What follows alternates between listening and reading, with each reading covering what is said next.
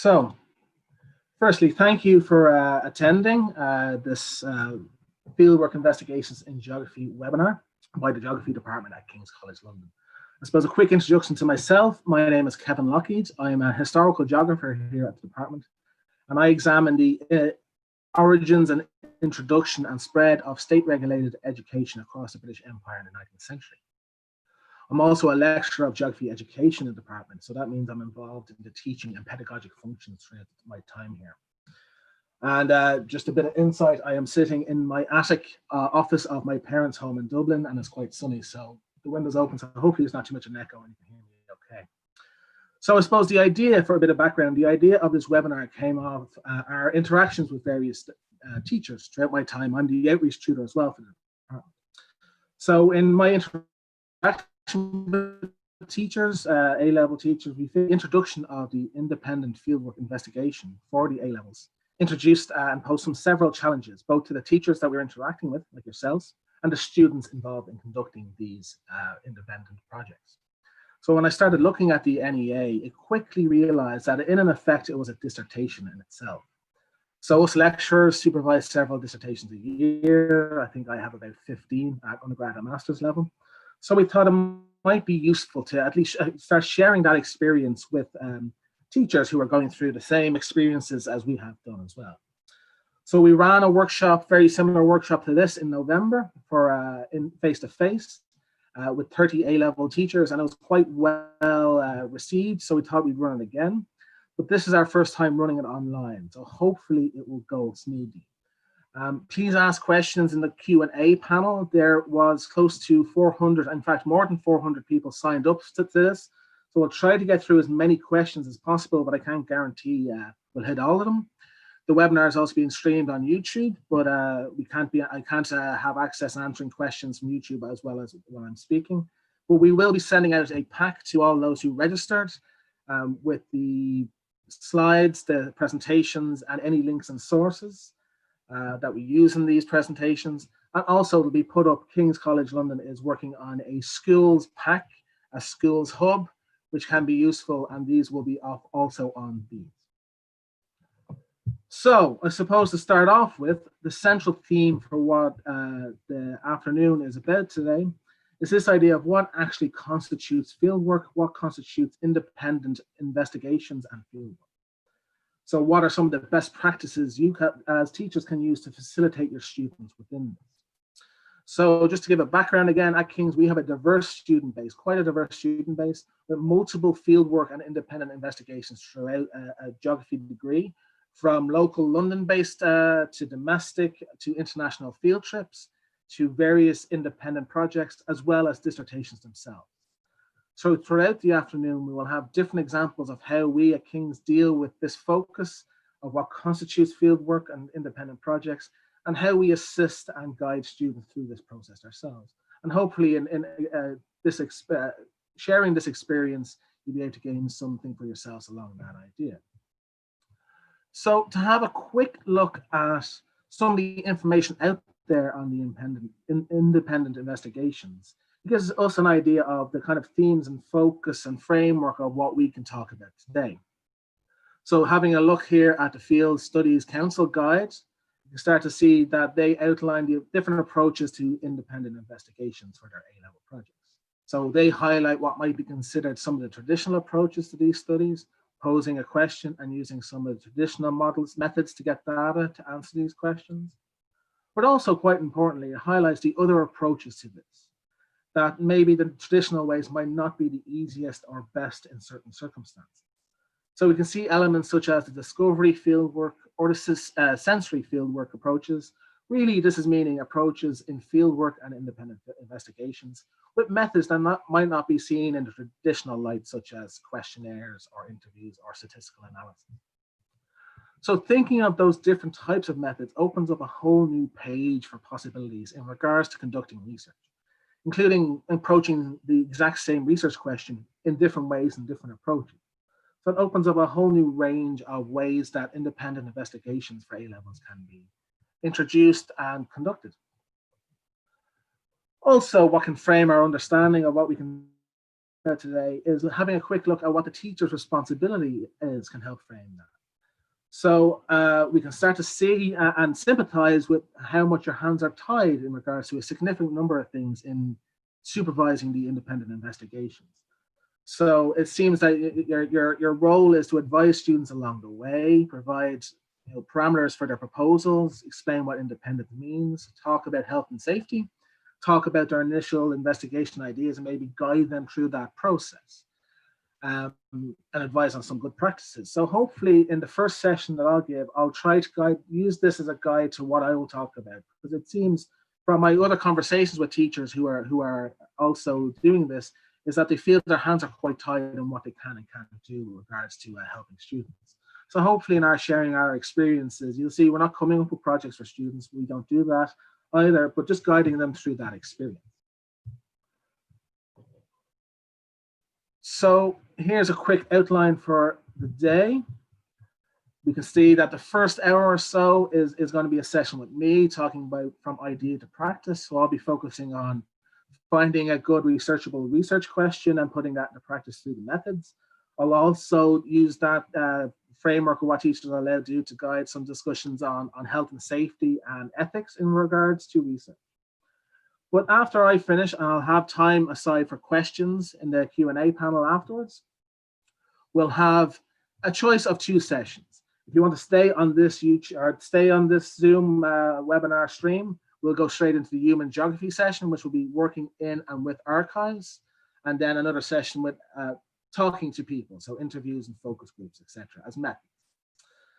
But there will be a link to another thread, another webinar where you can jump on to looking at more of the physical sciences, looking at approaches to quantitative research, or looking at how our department work with low-cost environmental monitoring sensors that you can make on your own and use to test things like air quality. And then hopefully after that, at about 4:30, we can group back together here in this thread and have a general question and answer session for any other questions you might have after. That being said, there'll be time for question and answers in the panel, the Q&A panel for each of these sessions as well. There's time set aside for each session. So you can see that might be a slightly different to what was advertised, but that's because we made some adjustments based on the questions that you had asked, or we had asked in the registration for the Eventbrite. So we took those into account and adapted what we were going to say. So in having a look at what I want to speak about, one of the first and most important challenges faced when conducting or supervising fieldwork investigations and independent investigations is that of the research question, both in terms of how the actual research question is formed, but also how practical that research question is. Well, often in my first meeting or my first discussion with a student who has to do a project, my first question is, what actually is a research question? So in my experience, students often stop at identifying what the research problem is, or they come up with a vague idea of what they are interested in, what they want to talk about, and settle on this as an actual question. So this is usually the general area that they want to examine within a given geographical topic. But the problem is, and as you'll probably have experienced yourself, this is often very broad and vague. It's often actually hard for a student to grasp doing work with that question.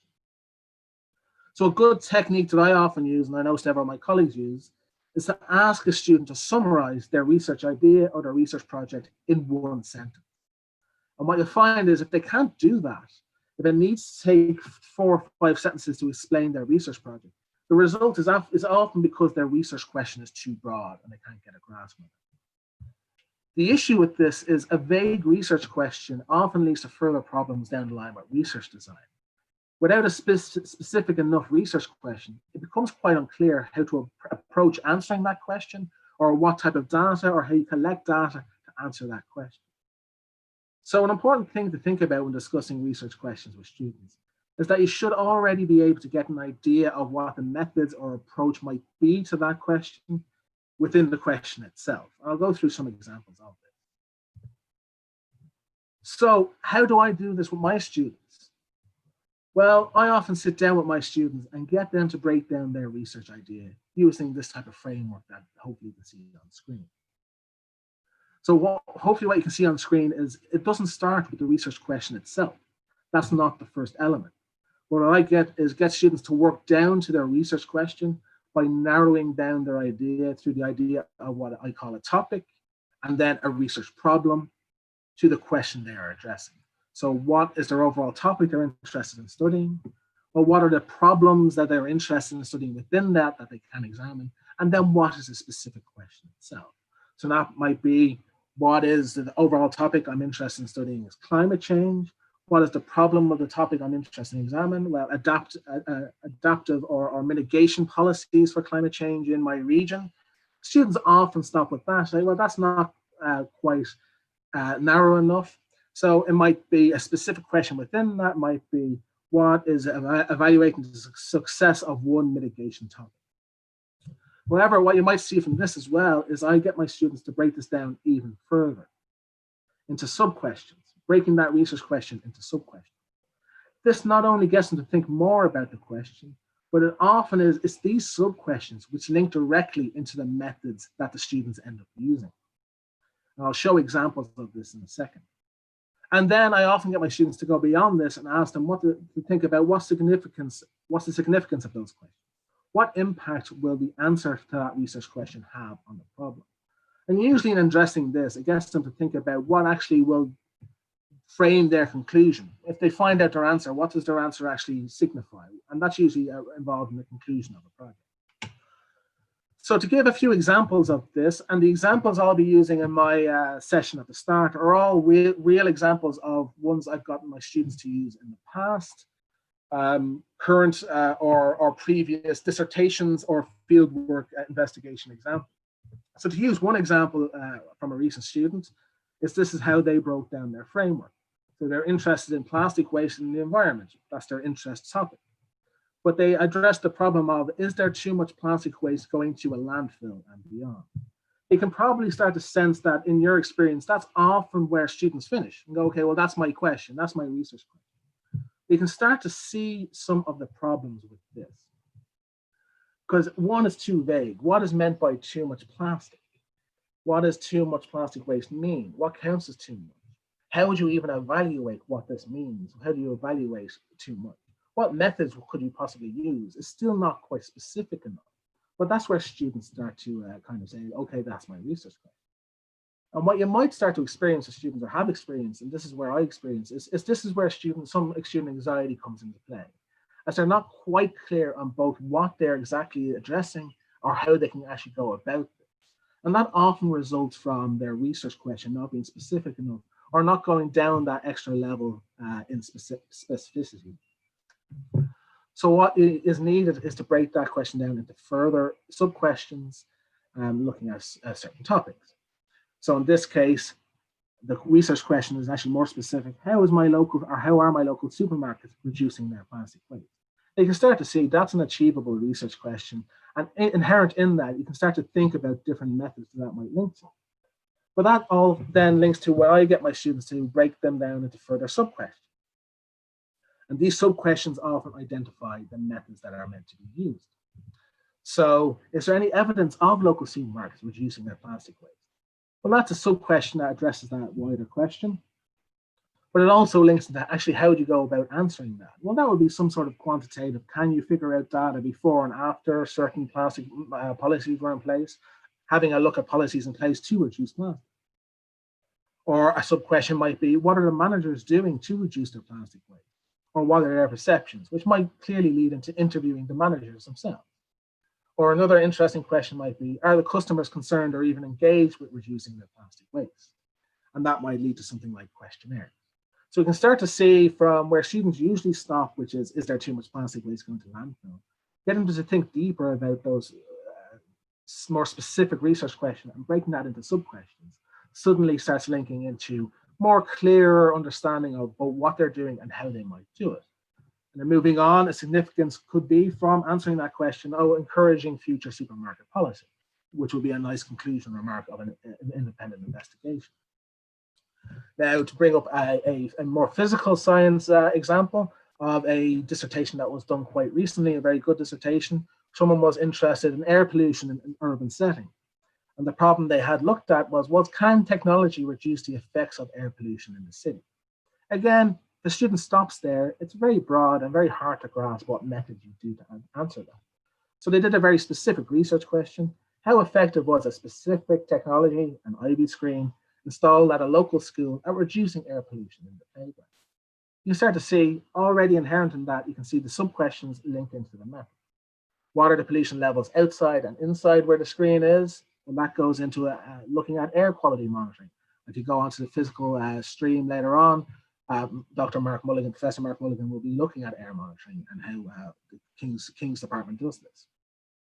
Another sub-question, how does this bring pollution down to legal limits? Starts to bring in questions about what are the policies and how effective are these technologies at in reducing pollution in regards to those policies. And then you can have multiple questions on what are the different potential health impacts, or what do parents view with this, etc., etc.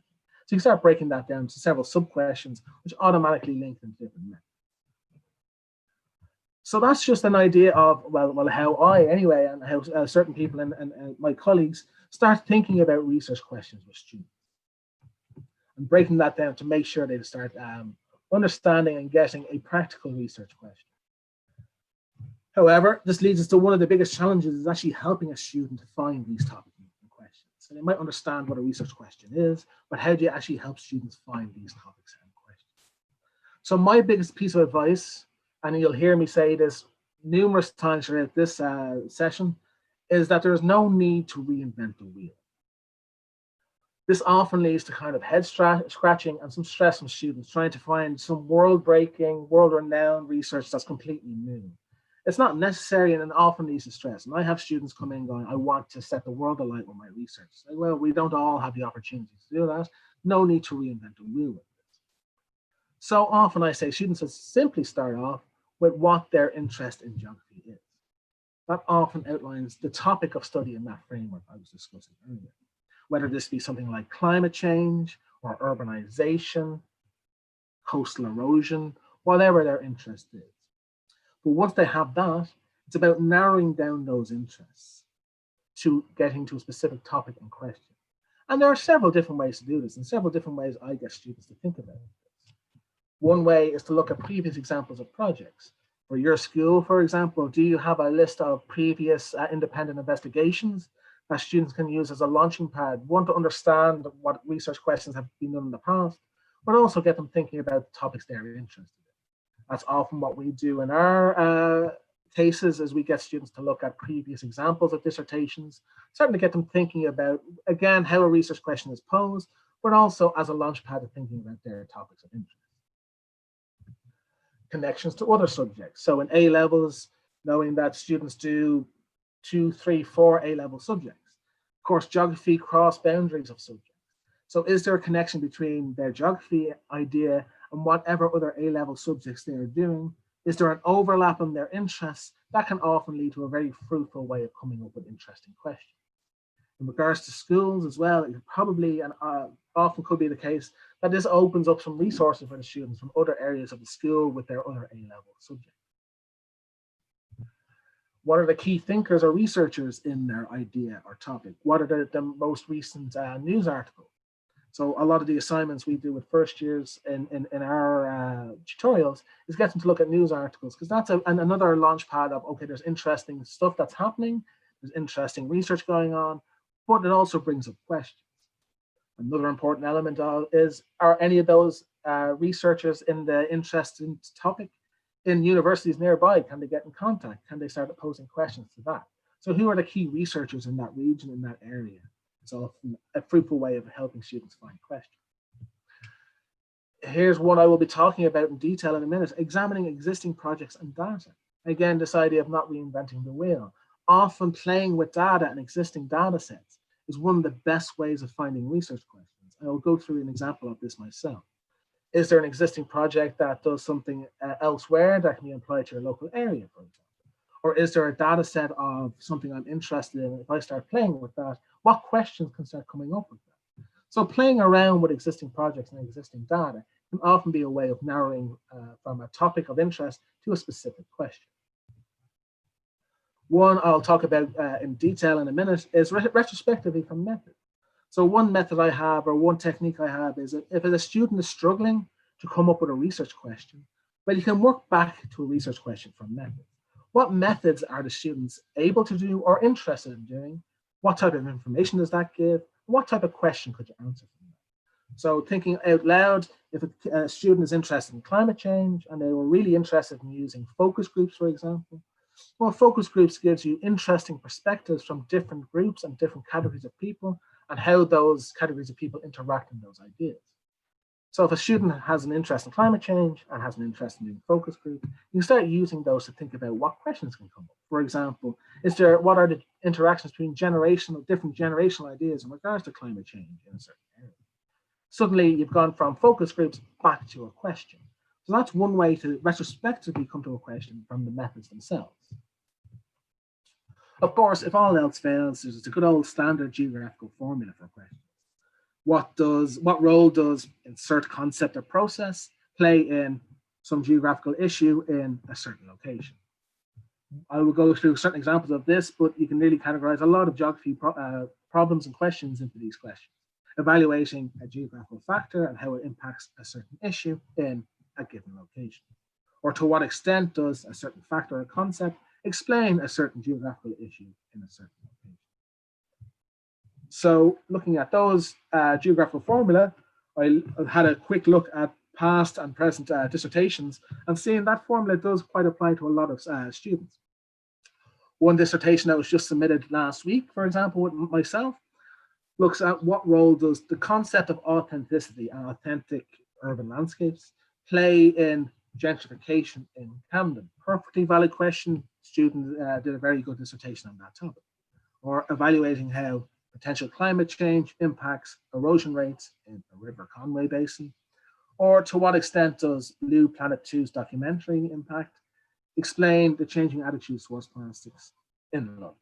And these are all examples of previous dissertations that have been done in our department.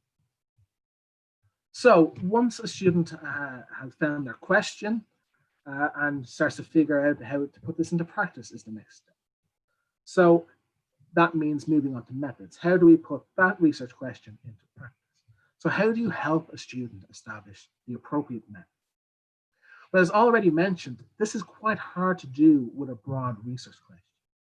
So if a student is finding quite hard or quite difficult to come up with what method they should implement, often the first case is to go back to the research question and to keep narrowing down the focus until that starts leading into, okay, well, that's clearly how I go about doing that. But there's also other ways to approach this, like I just mentioned, and this helps if a student is struggling to come up with a question, can go backwards from that. What are the limitations for the students? What they can and can't do can often eliminate methods until there's only certain options left. Are there any spatial or locational limitations to what methods they can implement? Are there any technical limitations? Are there any skills or knowledge-based limitations? Does a student have access, or maybe a student doesn't have access to talk to certain groups of people? Well, in that case, well, you can't do interviews, for example.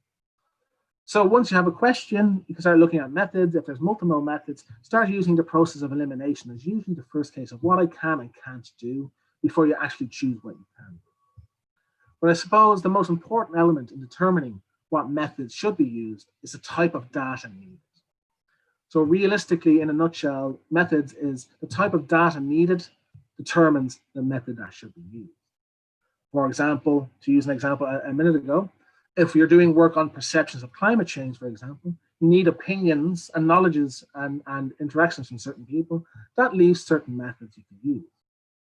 So to use a bad example, I had a case recently where a student was examining something to do with identity and how different people and how a certain group identifies and what influences that identity. But identity itself is a subjective term, it's a subjective idea. What influences my identity is different to someone else's. It can differ across people. So you need to use methods that tease those elements out of what factors influence different people in what way, such as interviews or focus groups, or maybe even some ethnographic methods and observations. However, the student chose to do a questionnaire with closed questions on a scale of 1 to 10. How do you do this or that? And the data produced from that is just unable to answer that question. So thinking about the data you need to be able to answer a question is the most important thing to think about with methods. So the type of data is clearly central. So what is important then for us is what constitutes data, what constitutes primary data and secondary data, what constitutes primary analysis of data itself, and as mentioned in some of the framework, what constitutes independence itself.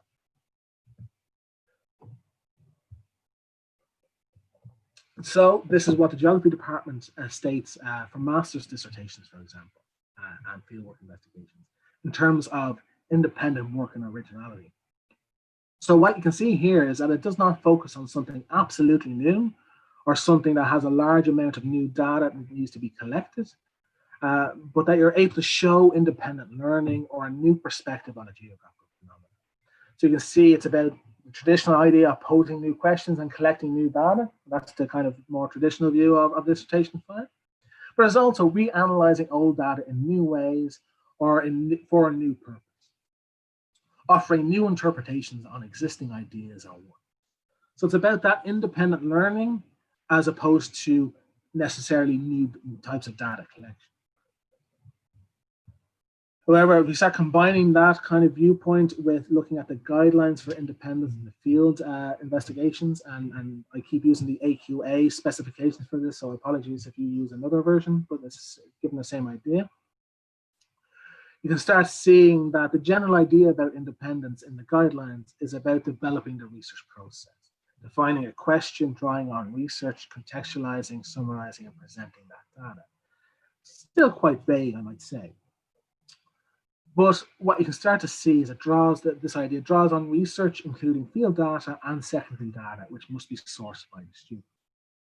So I think this is where it is really important to kind of frame and keep things in mind, coming to this theme of not reinventing the wheel. And you can work from secondary data and use field work and primary collected data to supplement this and combine with it. I think this is where the key to really kind of getting to good projects, contextualized projects, and getting students attuned to the process really quickly. So that leads on to this idea of thinking about what constitutes primary sources of data and methods themselves. What is primary data? So often we get a student to think about this idea of what you need to do an independent project, you need to go do some field work. And you definitely have experienced straight away the idea of questionnaires, interviews, and statistical analysis come to mind. Again, absolutely fine. However, sometimes these are not necessarily the most appropriate, and sometimes can actually be the most difficult in terms of some of the limitations. They can be quite time intensive, some of the skills needed are quite specific, and so on. So there's a whole raft of other methods that can be utilized for independent projects, what I often encourage my students to do. And these can be from technical forms such as simple GIS measures, and in both the looking at archival material in the human geography thread and the approach to qualitative or quantitative research in the physical geography thread, you'll see examples of this that students can use for A-level independent investigations. But there's some more technical ones, but there's also more interpretive ones, such as visual methodologies, breaking down and understanding and deconstructing the world around us and understanding social relations. A lot of my students work with observations as a method in their various forms. This can be observing people's behavior through ethnographic style research, looking at how people behave in their everyday lives in certain geographical contexts. This can also be done online, looking at social media behavior and social and virtual ethnography. But it can also be observing and deconstructing the various landscapes to understand the world around us geographically, what I often call reading the landscape, which is what I do in my own research and what I get students to do. And I'll show an example of this with one project I had students doing quite recently in a few minutes. But there's also many other forms of data and analysis which can be considered primary and original, such as new analysis on existing databases, can highlight new knowledge, it's new work done, it's just that the data exists already. Spatial analysis done, new spatial analysis done on existing databases that has not previously been done. I'll show an example of this. Archival analysis of historical documents. Well, historical documents exist, they're already produced, it's not primary collected data, but you're collecting data from that and analyzing that. And I spend most of my time, as well, the next human geography session on archives, discuss how that can be done and how that can be a fruitful way of coming up with ideas and questions and projects themselves. And these are just some examples which can help either do a project itself or can supplement other data collection methods. So what is quite important then to think about, and what I'm trying to probably get to the core of, is what is important is getting the idea of the ability to combine primary and secondary data sources. So this slide is just to highlight the RGS go through this extensively in their guide to the fieldwork investigation. You can see that most researchers, including myself, will combine both primary and secondary data collection in their projects. So there's some really useful guides on how to do this and how a student can break this down in some of the RGS documents on their guides. So thinking about this idea of combining primary and secondary data sources for a project is a useful way of conducting research. As I mentioned, it can help come up with the research itself, but it can also help circumvent some of the limitations a student might have in collecting data. They can't do a certain element of data. Well, maybe that data already exists and they can use that to supplement their work. So again, the theme of not reinventing the wheel is central to this. We can use the constraints of the independent investigation to focus that question for the student. Possibly base the project itself around existing secondary data that already exists, either a data set or an existing project, and start to supplement this with their own field collected data, which can be done in many ways. So thinking about coming up with projects, starting off as a launchpad of existing work, can supplement this with their own field data in many ways, such as applying what's there to a case study of their local area, can collect local data as a case study to supplement that wider existing data and see how that combines, collect data from different areas or compare their local area to different areas. There's definitely spatial elements to this, so spatial mapping can come into that, supplementing already existing work. Confirmation of existing data or existing arguments. What is the existing argument in a certain project? How does that apply to my local area? Does it actually work? Exactly, can you apply that concept elsewhere, or does your local case compare to that different? So you can use existing data as a launch pad and supplement that with field collection. So just to do two quick examples of finding projects through either existing data or limitations. Here was an example I used after playing around for about 10 minutes with existing data set. I went on to the data.gov.uk website, which has a lot of existing databases. I'm currently sitting here in Dublin, so I look for Irish cases. Searched by Belfast is an area I get a lot of students to do work in. Just two databases existing in Belfast, one looking at air quality, and then this random one looking at Belfast street trees. And that just seemed a little random that it caught my attention. So I was like, okay, what does Belfast street trees actually compromise? So that linked me to the data page for Belfast. We start to see there's information on sports pitches and playgrounds, which could be a really interesting project in itself. But I was like, oh no, I'm now hooked to understand and see what is meant by Belfast tree data. So I downloaded the data set and started playing around with it. And started seeing that is actually in Belfast, they have a large database of their trees in the city itself, such as the species type or its age, or what I suddenly became interested in is they monitor the conditions of the trees themselves. So as a geographer, I was like, well, this has some really interesting potential questions that come up from this. So using those formula from earlier, I just came up with 3 questions off the bat. What role does street flora, such as trees, play in the experience of place using that concept in Belfast? Or evaluating how green gentrification policy, how does urban redevelopment and greening space play, impact the conditions of trees in Belfast? Or to do a more physical one, to what extent does declining street trees explain increased flooding in Belfast? There's some potential questions just coming from playing around with an existing data set. So having a look at actually putting that into practice then, have a research question, what role does street flora play in the experience of place in Belfast? Well, what ways can you do that project? Well, you could do some analysis on the existing data. There's some spatial analysis, statistical analysis. Lime trees and maple trees are the most heavily used street tree in Belfast, which is interesting in itself. Did some spatial analysis and mapping. Quickly found out that the fair and good quality trees are congregated around the important architectural and cultural heritage places in Belfast. And as you move away from them, the tree quality and condition gets poorer and poorer. So clearly trees are adding to this idea of cultural heritage in Belfast, simply just looking at some of the mapping techniques. But then you can supplement that with some actual in-field information and do some field collection.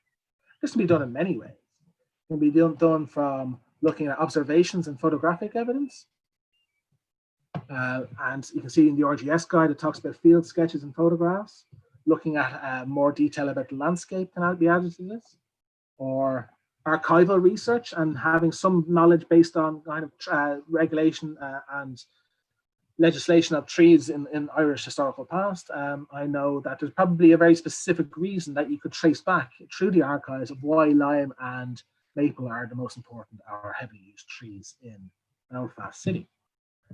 Or go to more traditional ones. You can interview a council worker, understanding how they maintain trees to add to this, or interview residents of an area, looking at, for an example, a quote I made up, looking at how trees might be important.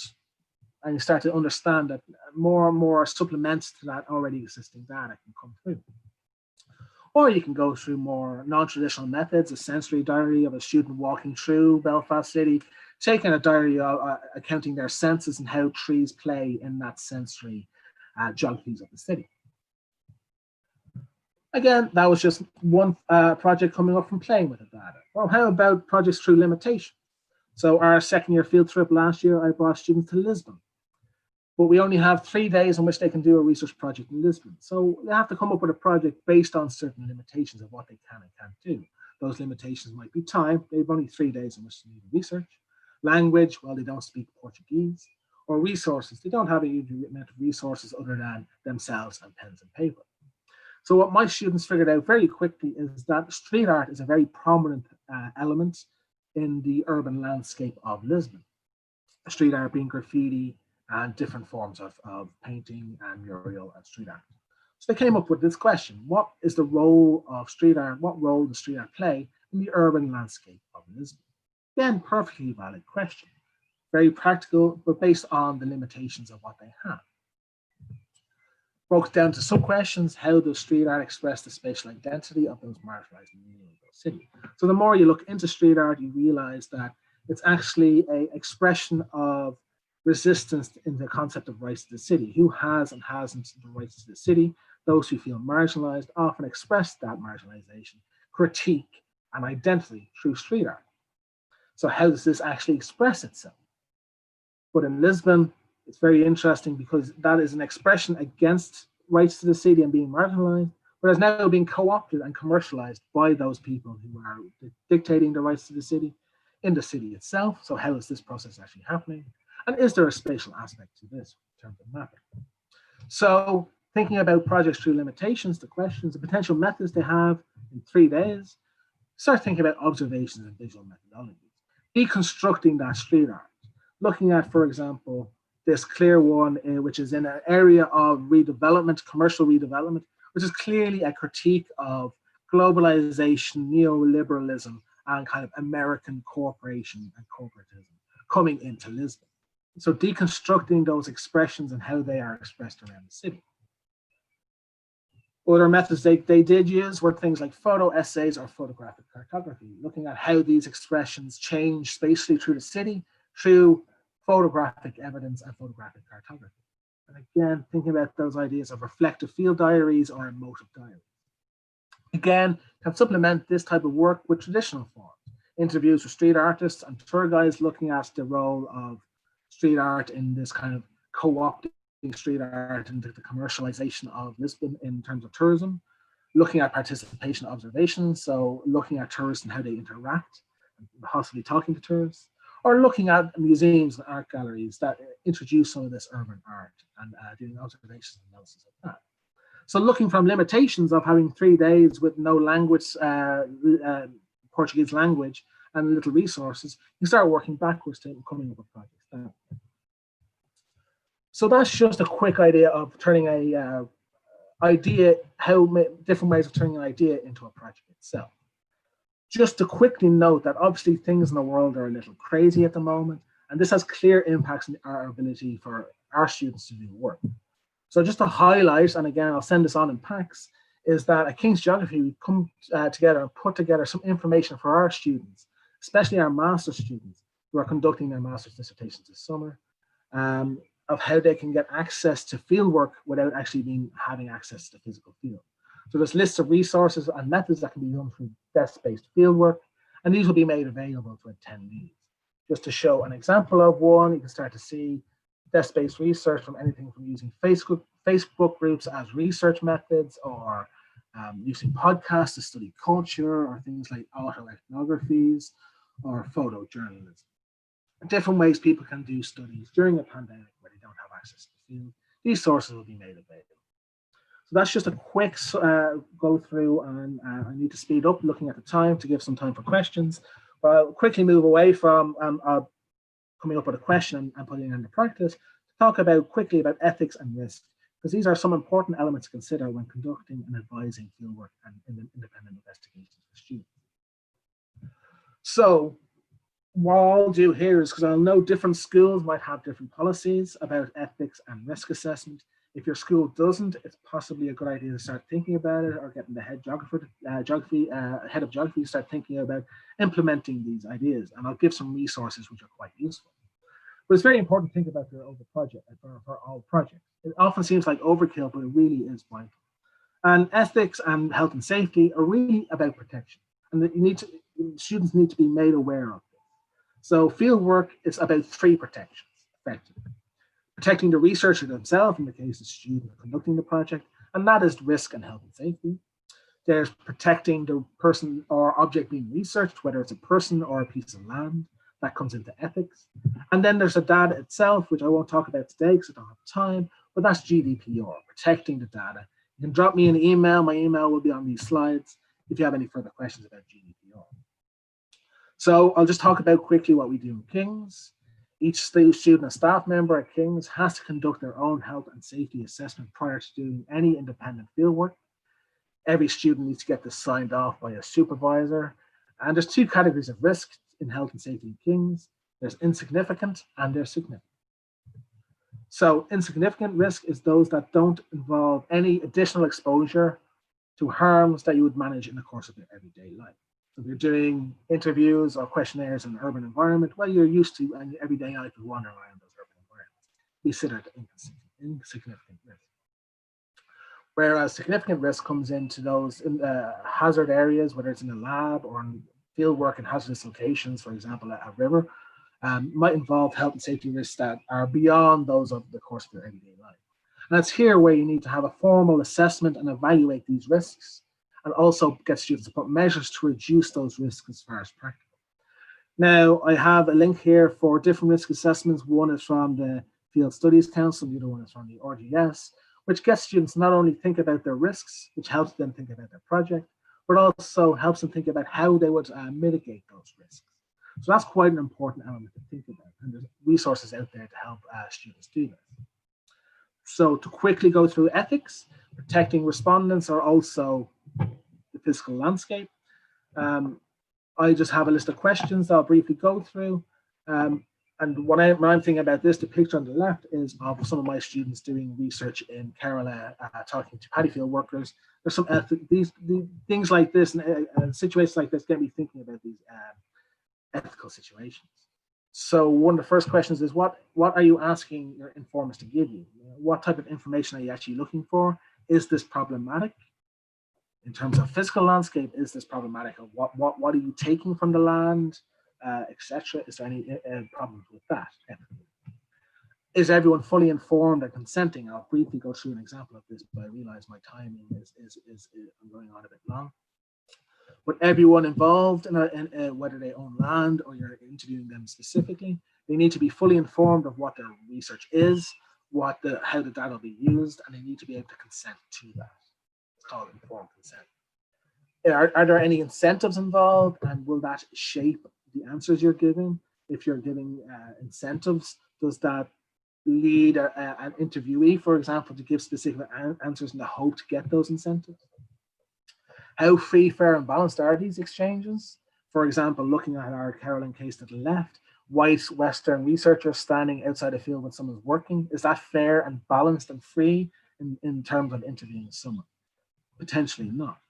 How might you harm your research subjects or the landscape? What are you taking from the landscape? An example of this is I have students who look at tourism in Belfast, someone who's looking at dark tourism. How might their questions about troubles and how the troubles are represented bring up some problematic psychological questioning and issues with those who they're interviewing? Is an element of ethics. Is there any duty of care you owe the people you're interviewing or talking to, or the landscape you're working on? What other duties of truth telling or care for other people might influence how you conduct yourself? Really important element is the students are representing the school, so they need to actually behave in an ethical manner, and they need to be made aware that while they're doing this research, they are representing the school. So here's just a quick checklist to think about in terms of what to cover. So legal requirements, informed, what are legal requirements to do that research? Is there informed consent? What are the type of researchers? What are the type of participants? Are there any sensitive topics you're covering? What are the provisions for the details given to participants? What's the relationship there? Is there a problematic power dynamic? Is the student using gatekeepers to get access to certain groups or land? Is there a possibility of coercion as a result of that? What are the issues about incentives being offered? Are there vulnerable populations or groups they're talking to? Is consent able to be given, or is there deception involved? What are the participants disclosing? Is it confidential? What stress or anxiety might you be causing? So that's just a list of checklist that you might give the students to think about when they're designing their project. Just one really quick example, I might just fly through this. What do respondents need to know about in regards to informed consent if you're doing something like interviews? They need an information sheet about the project to understand what the project is about and how their data will be used. They need to sign a consent form to say that they officially consent to this. They need to be aware that if they want to, they can be confidential and have anonymity. They need to be acknowledged that they can withdraw from being questioned at any given time and that it's voluntary. They need to give an indication of what they're going to be asked about or will it be harm them. Also, what will happen with their data. And if being recorded, they need to give consent that they're okay with being recorded. So that's where I'm going to finish today. I'm going to have about 10 minutes or so to answer any questions that are pressing questions that I have.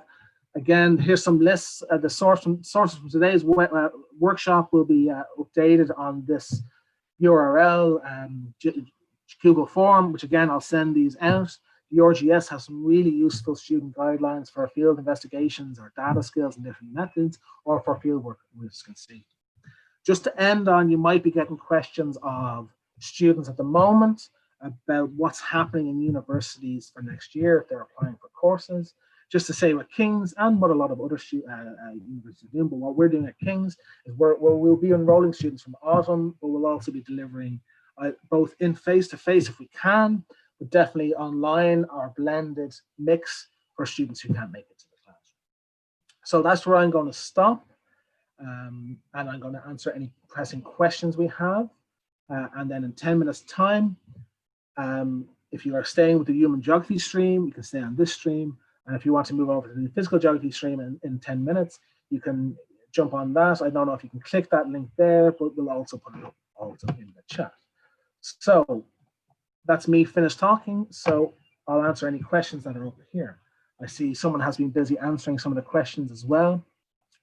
So what question one from Stephanie is, what is a photo essay? Well, a photo essay is a technique used to look at, I'll use an example actually that we use with students, which is looking at a borough market as a place, understanding this idea of concept of a place. And instead of writing an essay or writing observations about it or taking notes and writing observations about it, the researcher themselves goes around and takes photos which they think represent the area as a certain place and compile those photos in a format that represents itself as an essay. So the research method itself is the photos and the captions with it, and that represents certain geographical elements. Katie Jones, ethics should also include environmental considerations. Absolutely. Sorry, I had to rush through that because I have a tendency to talk far too much. But you're absolutely right. Any environmental considerations, especially doing physical field work, I often used to do a lot of coring, so any environmental considerations of what that might do in the local environment, whether it's the physical environment or the biological environment. How useful are, to what extent, research questions? I've heard them criticized before. They are ultimately hard to answer. To a certain extent, you're absolutely right. So I tend to change my students to the questions of what role does something play? because the idea of to what extent often brings up the question of, well, how are you evaluating that? So I think to what extent questions are absolutely fine, as long as the student is aware that they're not answering a full question, they're saying to what extent does one factor explain a wider phenomenon. But if they're trying to answer a whole phenomenon through a to what extent research question, that's where it might ultimately come into problem. So that's why I often say to a student, maybe you should think about to what role does something play in that wider phenomenon, if that makes sense. So hopefully that makes sense. Again, my email address will be kevin.lockheed@kcl.ac.uk. So any further questions about this, you're more than welcome to send me questions, because I know I'm answering a lot of questions quite quickly. Hello, how can I access the link to the attend the physical geography stream, as nothing is coming up in the chat box?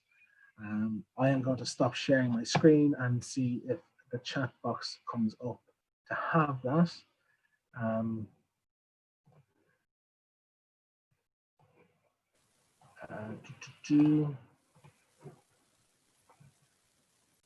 Mark, if no one has the, can anyone else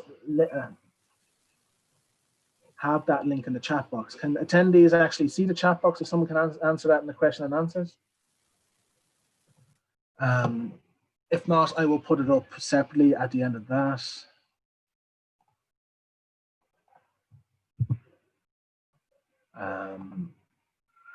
If hopefully all panelists and attendees there, hopefully that Jonathan has put up, John Reed has put up the link to the physical seminar there. Just to answer a few more quick questions before I finish. How do you find the key thinkers and researchers in a particular area of geography?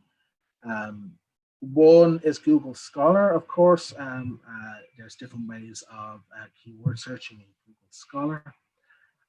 Often looking at who has written books on a topic would be the first case to go in Google Scholar.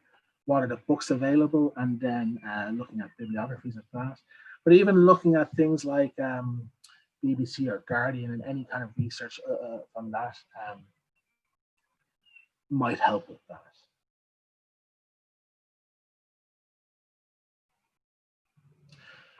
There's a really important question here from David, which has come up a lot in my discussions with teachers, is there seems to be a lot of support given to our students, but there's also a nervousness of where the line is for independent investigation.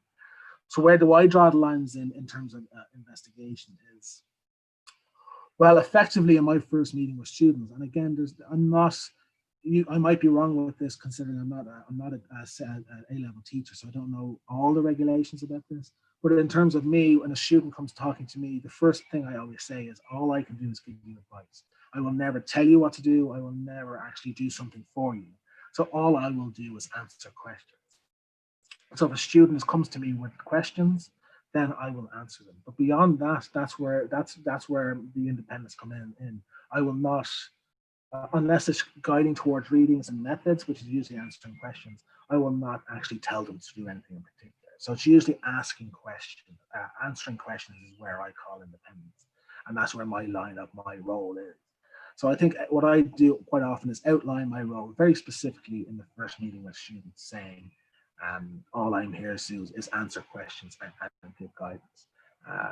And if you, and this might not necessarily work for A-level students, but effectively I say, if you sit there and don't come to answer those questions, well, I'm not going to be coming to you and giving you and outlining exactly what you need to do. I know that's a little different for A-level students, but really encouraging them to ask questions about what they can and can't do allows you just to be able to answer those questions without actually having to intervene in any different way. Hopefully that answers that question. So I suppose I'm going to have to end my session there. I'm sorry for rushing through some of those questions, but I have a tendency of talking a little over long. So if anyone wants to jump onto, and hopefully they have the link in the chat there from Jonathan, jump onto the physical geography session, which will have Jonathan Reed starting off with kind of giving guidance and approaches to quantitative research. And then on this thread, we will have Professor David Green, excuse me, talking about approaching research in London through archival research. And he will be followed by Dr. George Adamson talking about how you can use archives to understand climate. And each session will be finished with a quick Q&A. And then the second sessions in the physical geography, it will be Professor Mark Mulligan looking at low-cost sensors that the department uses to look at air quality, while in the human geography session, it will be Dr. Helen Adams looking at methods of talking to people and things to think about. So again, all I can say is thank you for attending to all the participants. I can see a lot jumping onto the physical geography now. And then I can invite, if David is here, to come online and to share his presentation. And thanks very much. Thanks, David. Hi, Kevin. Can you hear me okay? I can hear you. So you can start sharing your screen now, and I'll jump off and stay quiet for a while. That's great. That's great. Let me share my screen. Let's just, let me go and share my screen.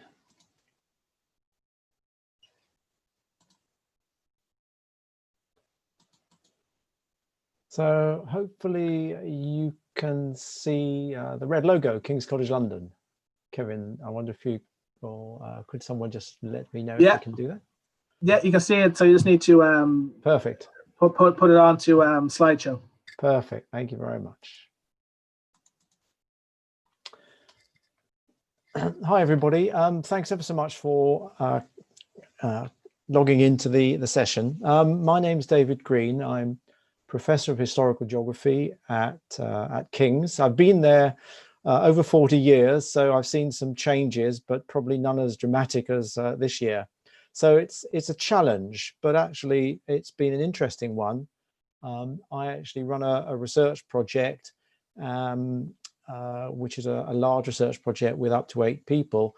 And we are now very effectively switching to online, and we can do that with the resources that we've got for around about 6 to 9 months, we reckon.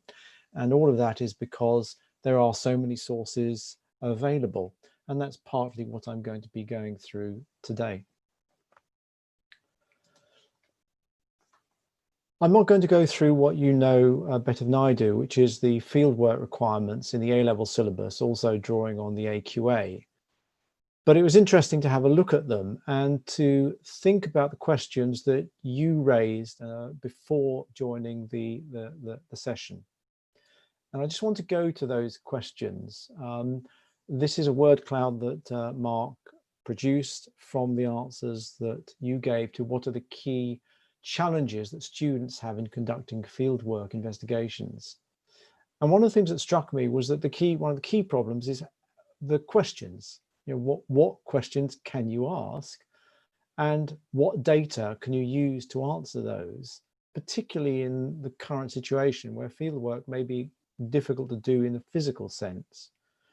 Well, as a historical geographer, I'm very used to actually doing hands-on research in a very virtual sense, in that most of the archives that I use, and in an increasing number, are now available online. And I'm going to go through some of those, but based around questions.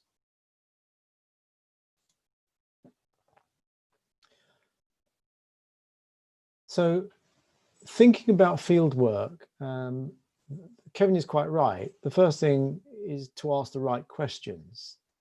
But I think it's also to think about the processes that might help you answer the questions.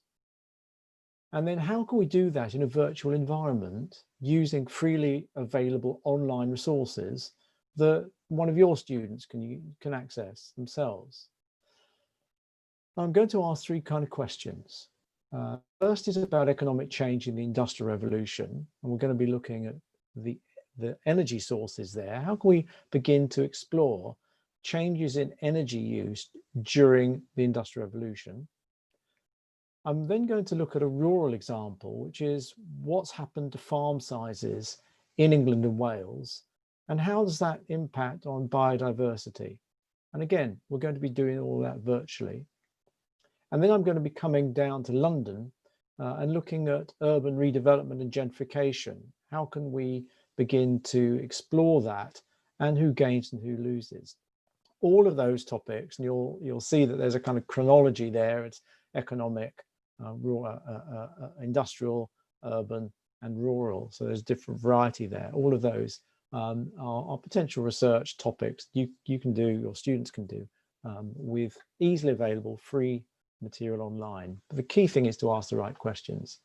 And the materials we're going to be looking at in a bit more detail are Digimap, which schools have access to, Google Earth Pro, which is free to download, and some mapping capacity from the National Library of Scotland then and now.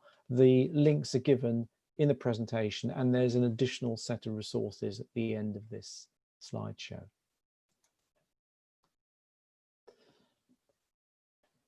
So when a student comes to me and says, you know, I'm interested in this, I just say, well, some of the questions that you want to ask are very straightforward. You know, what is it? Where is it? When does it take place? How do we know does it take place or something happens? And why? And the why questions are often linked to those different processes, the social, economic, political, technological, and environmental. So what changes have taken place? Where have they taken place? When did they take place? As a historical geographer, I'm particularly interested in that. How do we know that they've actually taken place? So you have to measure change over time. So you need some sort of time series. And why did they take place? That's the explanatory side of it. So I start from a very basic set of questions. And at that stage, you start to look for the data. So here are 3 examples, just thinking about some questions. The first one is to do with the Industrial Revolution, and it's mapping industrial change over time. It's a classic Industrial Revolution. This actually comes from a slide published in a book by Edward Baines, published in 1835. It's freely available. It's actually, this version is from the Wellcome Library, which in itself is a massive library and has a large amount of resources online. I'll refer to one of those later on. Where do they get the power for this kind of machinery? Was it always, you know, what was it? Where did it come from? And to do that, we need to think about the different forms of power. We often dismiss the Industrial Revolution as a kind of steam-powered, factory-driven phenomenon, but actually the earliest machines were driven not by steam, but by water. So is there a historical geography of water? Why do water-powered mills locate where they are? And what are the implications of that? Why do some switch to coal or continue with water? So what is it about the technology or the geography or economic inertia that kind of impacts the kind of energy use that industry has? And what are the environmental factors that might influence the use of water, particularly drought and frost? What other human factors might impact on water, competing uses, for example? How would an entrepreneur respond to disruption of water supplies? It's an economic geography question. And what might encourage the switch from one form of energy to another? And finally, I just want to raise a question. How important is water today? Is water power today? So there's a series of questions. I think any one of these could form a really good dissertation topic. We can't answer all of them, but we're going to give a try to see how we might go about looking at that in a virtual way. And to do that, I'm going to focus on the first factory, or one of the first factories of the Industrial Revolution, which was Sir Richard Arkwright's cotton mill at Cromford in Derbyshire, which is shown here on the bottom left during the day, and is shown also at night on the right-hand side. It's a very famous painting by Joseph Wright of Derby, and the fact it was painted at night shows that it was working continuously. So this was a very important change, not just in the way we produce things, but also in the way people live their lives. And Cromford is now a UNESCO World Heritage Site in its own right. This is Digimap. It's available to schools. It has a historic roam function, which means that you can go back in time and look at maps and overlay maps to show change. And we're going to be using this to look at what happens when factories using water power begin to experience problems. Digimap has a really useful and very basic GIS function, which is shown on the left-hand side. It doesn't take long to get to grips with. You don't need any expensive software. It's there for you to use. So here I've just plotted the various mill ponds and mills that were upstream from Richard Arkwright's Cromford Mill. And you can see immediately that he's got a problem, because having set up a mill based on water power and drawing on the stream that the blue dots, the mill ponds, trace, anybody that sets up a mill upstream from him begins to dam his water. How does he respond? Should he purchase those mills? Should he build leats to bypass those competitors? Should he relocate his mill? Should he switch to coal? Or in the 20th century, should he switch? Should that mill switch to electricity? So these are important questions, and you can begin to unravel the answers to those by beginning to analyze this kind of map data. Let's see what happens. Here is one of those mill ponds on the left-hand side on an original map going back to the 1880s. On the right-hand side is a relatively recent photograph from Google Earth, and you can see that that mill pond no longer exists. It's shown in a red oval shape on the screen. What's happened to that mill pond, and why did it disappear, and when did it disappear? There it is, a slightly more close-up, so you can see that actually it's now covered over by trees.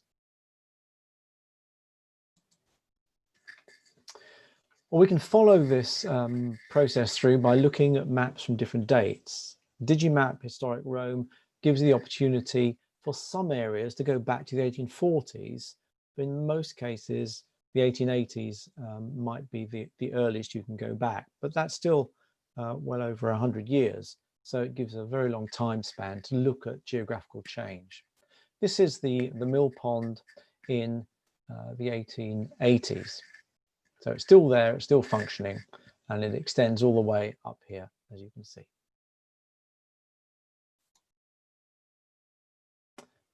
Let's just move on. Those, I'm just showing you on the left-hand side of the screen, I'm highlighting the GIS, fairly simple, straightforward GIS tools allow you to map and create layers based on the different maps themselves. And just showing you the date line there. This is the mill pond in the 1880s, shown in purple. We know it's still functioning. Let's move forward from the 1880s, which is still over 150 years after Cromford's Mill was first opened. Sorry, 100 years from the opening of Cromford's Mill. It's still dependent on water power, actually. In the 1920s, that mill pond had was beginning to shrink. It's one of its main sources of water to the mill, and it's shrinking.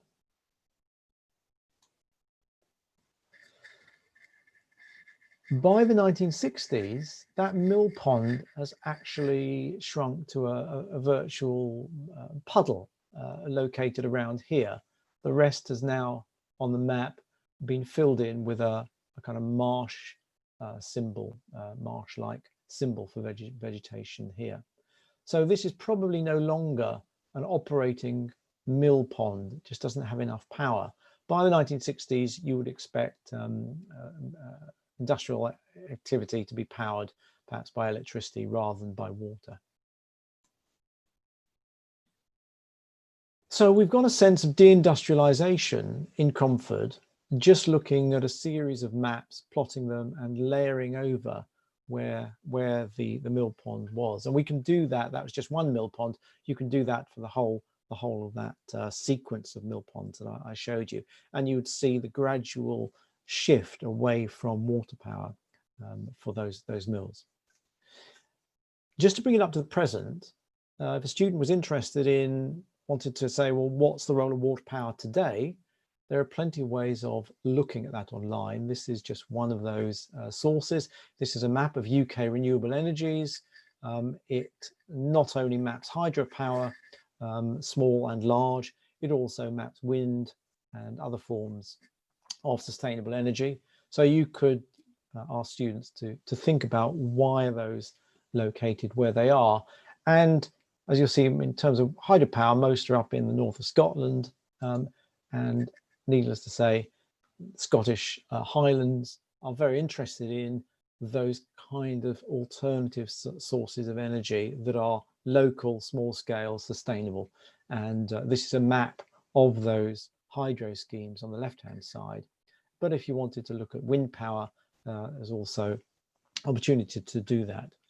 So linking the past to the present through the creative use of maps and asking a series of questions about whether power is still being used to generate, water is still being used to generate power, might be something that you can do virtually from a computer screen rather than a physical visit. That's the Industrial Revolution, economic change using simple mapping. Let's switch and look at rural. One of the issues that the countryside faces is loss of species diversity, and one of the reasons for that is because of the removal of hedgerows. So the question is why has that occurred? When did it occur? And how can we begin to even map it in a virtual sense if we can't go out to the countryside anymore and take a look? So I started by just saying, where is the greatest loss of hedgerows in the country? In a Google search, it came up with Norfolk. I just had a quick look on Google Earth, picked a small village, in this case Fincham, population 500. It's you can see where it's located. It's just south of King's Lynn on the top left. And the questions I was interested in is, when did the loss of hedgerows take place? What might have been the processes leading to that? And thinking in slightly different ways, what might be the biodiversity implications of loss of hedgerows? If you wanted to quantify loss of hedgerows, it would be possible to do that using these kind of resources. So we'll take a look now. So again, using Adena, using historic Rome, I started with what does the area look like today.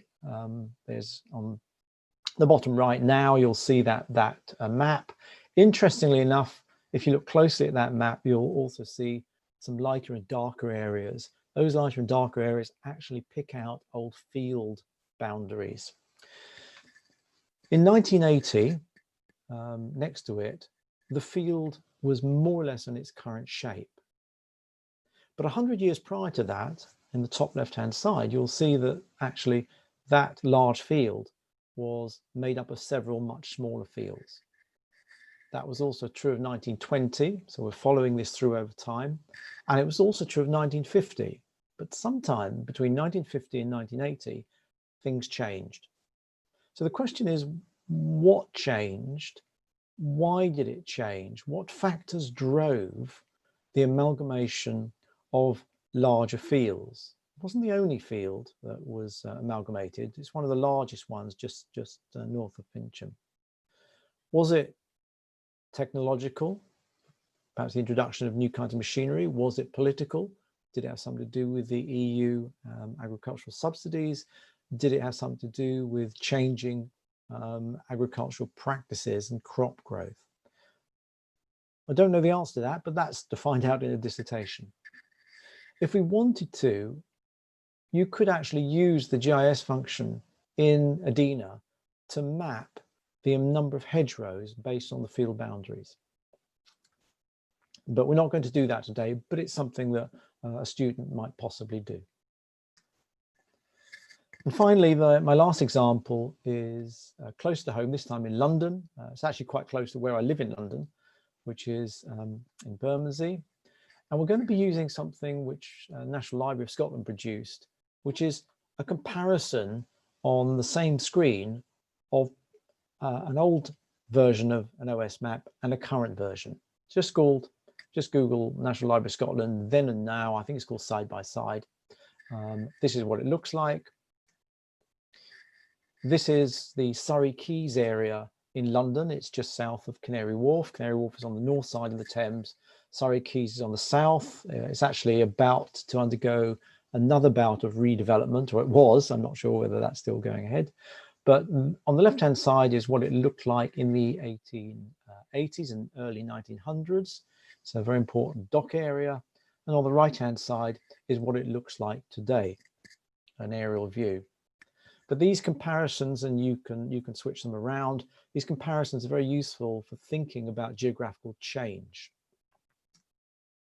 So the question I've got is, what does this change look like? How's it related to gentrification? What are the processes that might have encouraged that? This is just another an aerial view from Google Earth Pro. If you can't visit the area, why not use Google Street View and take a look at the street level view of the houses, or Google Earth Pro and look at their 3D capability. So this makes the place much more real than a flat 2D map. If you can't visit it, this is the next best thing. Get Google to visit it for you. Now, somebody asked a question in the teachers, the pre-event questions. What about quantification? So how might we start with the image, but then actually try and do a bit more quantitative work on it? Where can we get that information? So one of the questions I would have is, what are the key characteristics of gentrification? How might we measure it and compare whether an area is gentrified or compared to somewhere else? And for here, we can start to begin to link those mapping data to local area data from the ONS, the Office of National Statistics, and their NOMIS website, which is the 2011 census data, which is shown here on the left-hand side for the Surrey Quays area. And you can pick out the socioeconomic composition by perhaps looking at the occupational distribution, or the degree, the level of education of populations, right down to ward level. So quite local areas, an area that you might reasonably expect a school student to be aware of and know quite well. Might be if it's their home area. So the question that you might have is, how gentrified is a gentrified area? At what point does it become gentrified? Is it a continuum? Are there distinct breaks? And how could we measure those breaks? And finally, in terms of gentrification, you need to really ask perhaps some slightly searching critical questions. Who benefits, who gains, who loses? What processes drive gentrification? And don't forget, questions are the key thing to research. The data comes second. What are your research questions? So any of these questions, what is gentrification? Where does it occur? What processes drive it? And who gains and who loses? We can begin to unpick from the quantitative data, from the mapping data, and from Google searches. There's nothing wrong with that at all. Well, I hope I've given you 3 examples where virtual fieldwork can be carried out online using freely available sources and very simple techniques to begin to answer some really quite searching questions. We could have done this with any number of different online sources. We could have looked at medical officers of health reports. For example, where did the 1918 Spanish flu epidemic impact on London most? And I've got a dissertation student that's looking at that through these medical officer of health reports, which are all available free from the Wellcome Library. I've also had students look at murder in London in the 19th century, and they used the Old Bailey online and took a sample. These are all trials at the Old Bailey.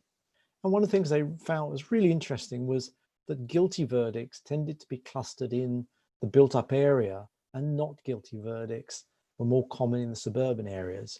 And the reason they concluded, which was really interesting, I thought, was there were fewer witnesses in the suburbs than there were in the more crowded, densely populated parts of town. All of that work was done entirely online using the Old Bailey sources. Or we might want to look at poverty and wealth in 19th century London and compare it to today.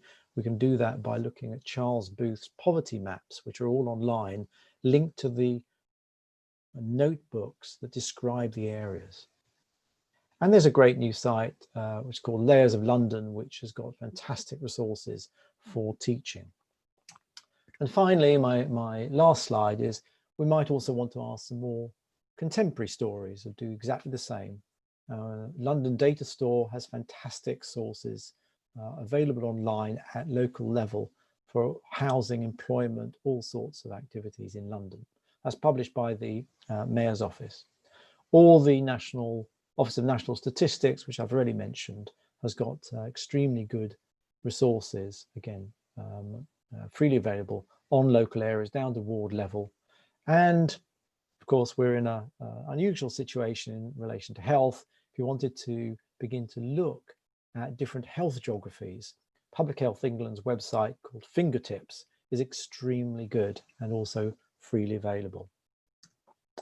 So thank you very much for listening. I'm very pleased to answer any questions you've got. I think the key message I'd like to give you is there's lots of opportunities to do virtual field work and answer some really interesting searching questions. So thanks very much for listening.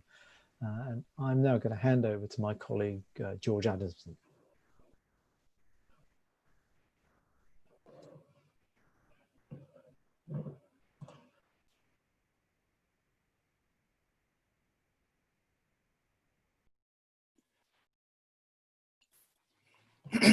Hi everyone, just while David is sorting himself out, I will introduce myself. My name is George Adamson. I'm a kind of climate person in the department, in that I'm interested in climate and natural hazards from all kinds of different perspectives. One thing I'm very interested in is how we can understand climate in the past, but not using proxies, tree rings and what have you, but also looking at what people were writing about climate. And of course, what that means for the way that we understand climate change and the kind of risks associated with climate change. So let me just share my screen with you. Okay.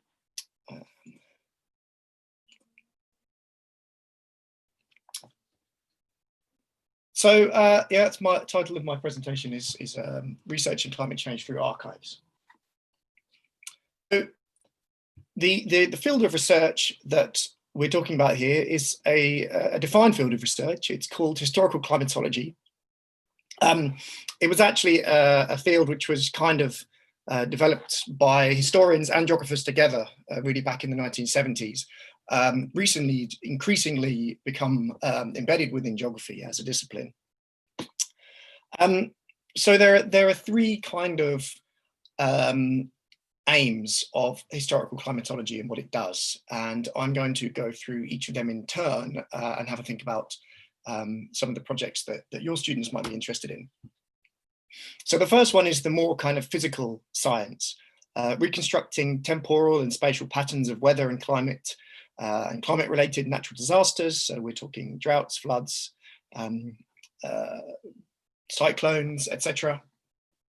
generally for the period prior to the creation of national meteorological networks. So it grew as an academic discipline, people wanting to find out what the weather was doing before we had instruments that were recording it.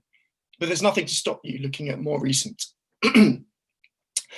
Also looking at the vulnerability of past societies and economies to climate variation, climate change.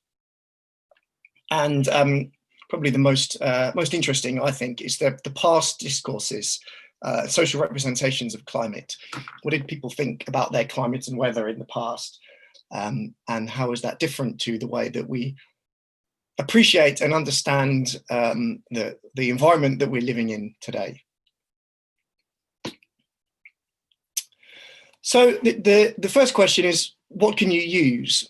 Well, the answer is really anything. We've found records of people talking about the weather from ancient Buddhist texts from 2.5 centuries ago. And really, if anybody's writing anything down, they'll be writing about the weather. Newspapers definitely writing about the weather. Anybody's personal diaries. If that person is English or British, you can be pretty sure that they will write about the weather. I've done some work on colonial India, and the colonists in India were writing about the weather all the time. They were absolutely obsessed with it. It appeared in all of their letters home and their diaries, etc. Now, obviously, most archives aren't open at the moment, and of course, we don't know when they're going to reopen, or if, of course, it would be considered safe to send your students to them anyway.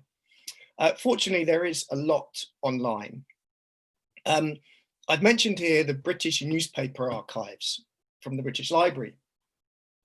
These are fantastic records. So the British Library has a huge collection of newspapers in the English language, published all over the United Kingdom and Ireland, but also across what were Britain's colonies. So I said I've looked at India, Southern Africa, obviously North America, other parts of Africa, Australia. So your students can learn about the weather in different continents through looking at British newspapers. The archive is now searchable, which it wasn't when I did my PhD, which is, I kind of wish that it had been. It would have made my life a lot easier. But you can go into this record and you can, for example, say, well, I'm interested in 1900 through to 1950. I want to look at Cambridgeshire, and I'm interested in anybody talking about drought. So you can narrow that search and you can find every single reference to the term drought in newspapers that were published in Cambridge or in newspapers published elsewhere that were talking about Cambridge. There is apparently a school's access to the British newspaper archives. I can't tell you what the costings are or anything like that because I've never used it myself. I did just do a search earlier, and that there is an access for schools. Even if there isn't a free access, the payment to use the sources is unfortunately you do have to pay, but the charge is very low. So that's the newspaper archives, and they're absolutely wonderful. Private letters and diaries are great as well. Diaries give you a great kind of insight into people's personal relationships with the weather. So you will learn about, for example, whether someone thinks that the weather is giving them some kind of health problems. If you're looking at farmers' diaries, you'll learn a lot. Your students will learn a lot about the way that farming practices are affected by the weather, etc. Letters as well, particularly if it's a letter from someone who's living in a place which is not where they were brought up and they're writing home. So this is, of course, true of anything where you're interested in the historical geography of the British imperial period. People will always be writing about the weather because, of course, the weather was so unusual to them. Letters and diaries, it really depends on, and likewise the government records, whether they will be digitized or not depends on the archive. Some archives have been very good at digitizing. Some local archives have been very good at digitizing. Some have been much poorer. The funding landscape there is quite fragmented. So you really have to just look into the archives. The reason I drew a line on the local government records is because going into county archives, I think, would be a great thing for students to do, because of course they're learning about their local history, which I'm sure is what most of them are interested in. Again, at the moment, we don't know. Some archives will be digitized, some won't. So that's a little bit open at the moment, but certainly when they reopen, they're fantastic resources. So first of all, I'll talk about reconstructing climate. Now, what you do in terms of reconstructing physical climate really depends on the data that you get. And this is one of the things that makes archival research such fun, because you have no idea what's going to come out. You might, if you're lucky, come out with something like what's hiding at the back here, which is a ship's log of a ship. I think they're in port somewhere in Gillingham, and every single day they are talking about you have wind directions, and they're giving you not even sure what these little symbols mean, but there's little conditions here. Sometimes you might get a description of a particular event that you can talk about. Here's a heat wave in Melbourne. But sometimes you get very vague. This says, you need practice to read the handwriting. It says, raining, cold morning, left, and I think the place is called Mortheran at 5 past, etc. Essentially what they're saying is that it was raining very hard, and the path was only knee deep. So the path was knee deep. This is from Mauritius, which is why they say only knee deep, because they're expecting heavier rain than what they got. If you're unlucky, in fact, what usually happens when you don't have a kind of weather diary is you get all kinds of different records. You might have a newspaper article that says it was particularly dry this year. You may have a diary where someone's talking about the plants they have in their garden. You may have a letter where someone's talking about the rain in a particular week. There you have to use your judgment. Use something called content analysis. It's essentially a very simple form of quantifying qualitative data.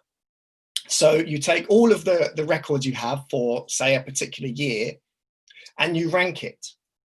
And you can see I've given an example at the bottom here of rankings for rainfall over a year, a very dry year, fairly dry year, average wet year, and very wet year. This may seem incredibly coarse, and in a way it is, but once you map out these over time and you get a time series, you can say some quite interesting things about the degree of variability.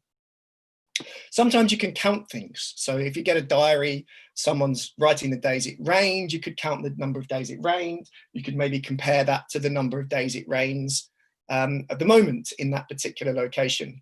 A very strong student may be able to use regression and actually do a kind of correlation regression analysis and see when you count the number of rain days, what does that mean in terms of the amount of rain you have? But there's no need to go into that level of kind of mathematical detail if the student doesn't want to. If you are lucky and you get an instrumental record, this is an old weather diary for Durban that's available in I think it's the first weather records ever for that part of Southern Africa, 1850. The easiest piece of analysis that a student can do here is just compare it to modern weather. How is it similar? How is it different? Essentially, you're learning something about climate change here. Here it was mostly calm. It was relatively cool, probably for the compared to what it is at that time of year these days. That would be an interesting analysis for a student to do. And here, the old newspapers are particularly useful records because they did tend to publish in the days before television. This is where you would get your weather information in the newspapers. The next area is vulnerability and adaptation. What we're thinking about here is who is affected by some kind of weather pattern, or often you're talking about extreme weather events here, and how did they respond? So you might be interested in a particular period of climatic stress. 1816, for example, in the UK, called the Year Without a Summer. The Tambora eruption previous year meant that it was very cold and wet all summer, big famine all across Europe. You might be interested in the heavy winter of 1947 or 1963. You might be interested in the 1987 storm, or the famines that occurred across a lot of the tropics in 1877. So you can go into the archives, whatever they may be, and what I would advise a student to do in this situation is just look for what they can find about the famine and take some notes on it. Don't necessarily come in with a specific question, come in with a set of questions and allow the specific question to emerge from the archives. So depending on the information you get, I've given some questions here about what the student may want to focus on. Who was vulnerable and who wasn't? For example, in this famine here in 1877, it's very clear that those who were the vast bulk of the populations in India were incredibly vulnerable. It was a horrible famine, whereas the colonists who were ultimately responsible for their upbringing, their upkeep, were protected because there was food being imported in just for the British, essentially.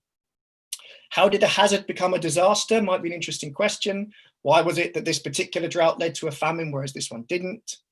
How did people respond? How did the institutions respond?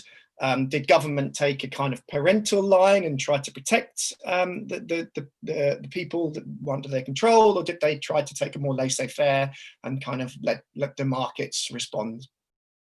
And did the event lead to any long-term changes in disaster response? For example, the 1947, the flood and then heavy winter changed the way that the Met Office approach risk and looking at risk. And this is probably my favorite because this is the one where you can have most fun. Narratives of climate. I've said narratives here of climate change. Now you can of course focus on climate change the way we understand it today, anthropogenic climate change. But you can also just look at climate and weather. How did people understand, live within and value their weather and their climate at different times of history? Students can be very creative here. You could ask questions such as, during X period, how did people understand the weather? What was important to them? What wasn't? What did they consider to be threatening or otherwise? What is different to today? So, for example, up until the end of the 19th century, there was an assumption that poor weather was responsible for bad health. For example, the malaria, the disease malaria comes from malaria, bad air. And that was generally, doctors, physicians basically believed that from the ancient Greeks right the way through to relatively recently. So how would have that affected the way that people responded to weather? And you can do that by looking at diaries, you can look at newspapers. Students, if they're interested, could take a more cultural approach and look at poems. How was the weather, English weather, written about in poems, or how did Charles Dickens write about the weather? So this is something I'm quite interested in at the moment, in a time where the climate change is causing weather change. I mean, the experience is down here in London, it's about 25, 26 degrees. It's very stuffy in here. It's incredibly unusual and unsettling, although very nice as well, for the end of May. So I've started to get quite interested in what do people think about weather in England? What does English weather mean to them? These are from a series of satirical cartoons from the early 19th century, kind of the Englishman's response to various different types of weather. Now, what I will say here is the archive doesn't just have to be something written. Oral history is very important here as well. So if your students are looking for something to do during lockdown, speaking to older people, for example, and asking them about their experiences, their memories of weather, I think are very important, because as the climate changes, weather changes, and we will be losing generations of people who can remember what the weather was like before the changes. So looking at that, or asking people about their experiences during a particular extreme event, would be just as useful as a piece of historical geography as actually going into an archive. So that was quite a kind of whistle-stop tour of historical climatology. I'm definitely available to give further advice. Do please get in touch with me. I'm going to leave my my email up here for a little bit. And And does anybody have any questions?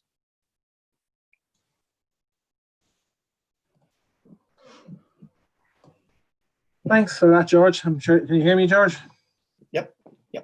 Thanks for that. We have a minute or two for some questions if anyone has any.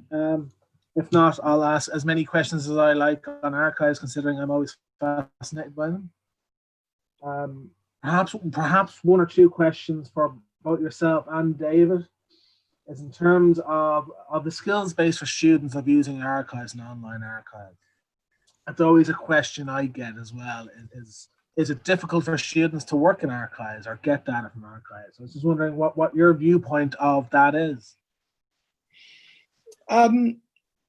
It's not difficult. I mean, I imagine a lot of students will be thinking, well, this isn't geography, it's history. And, you know, I hope that David in my presentation will show that this is just as much part of geography, both because of geographical topics you're looking at and geographical techniques to look at them.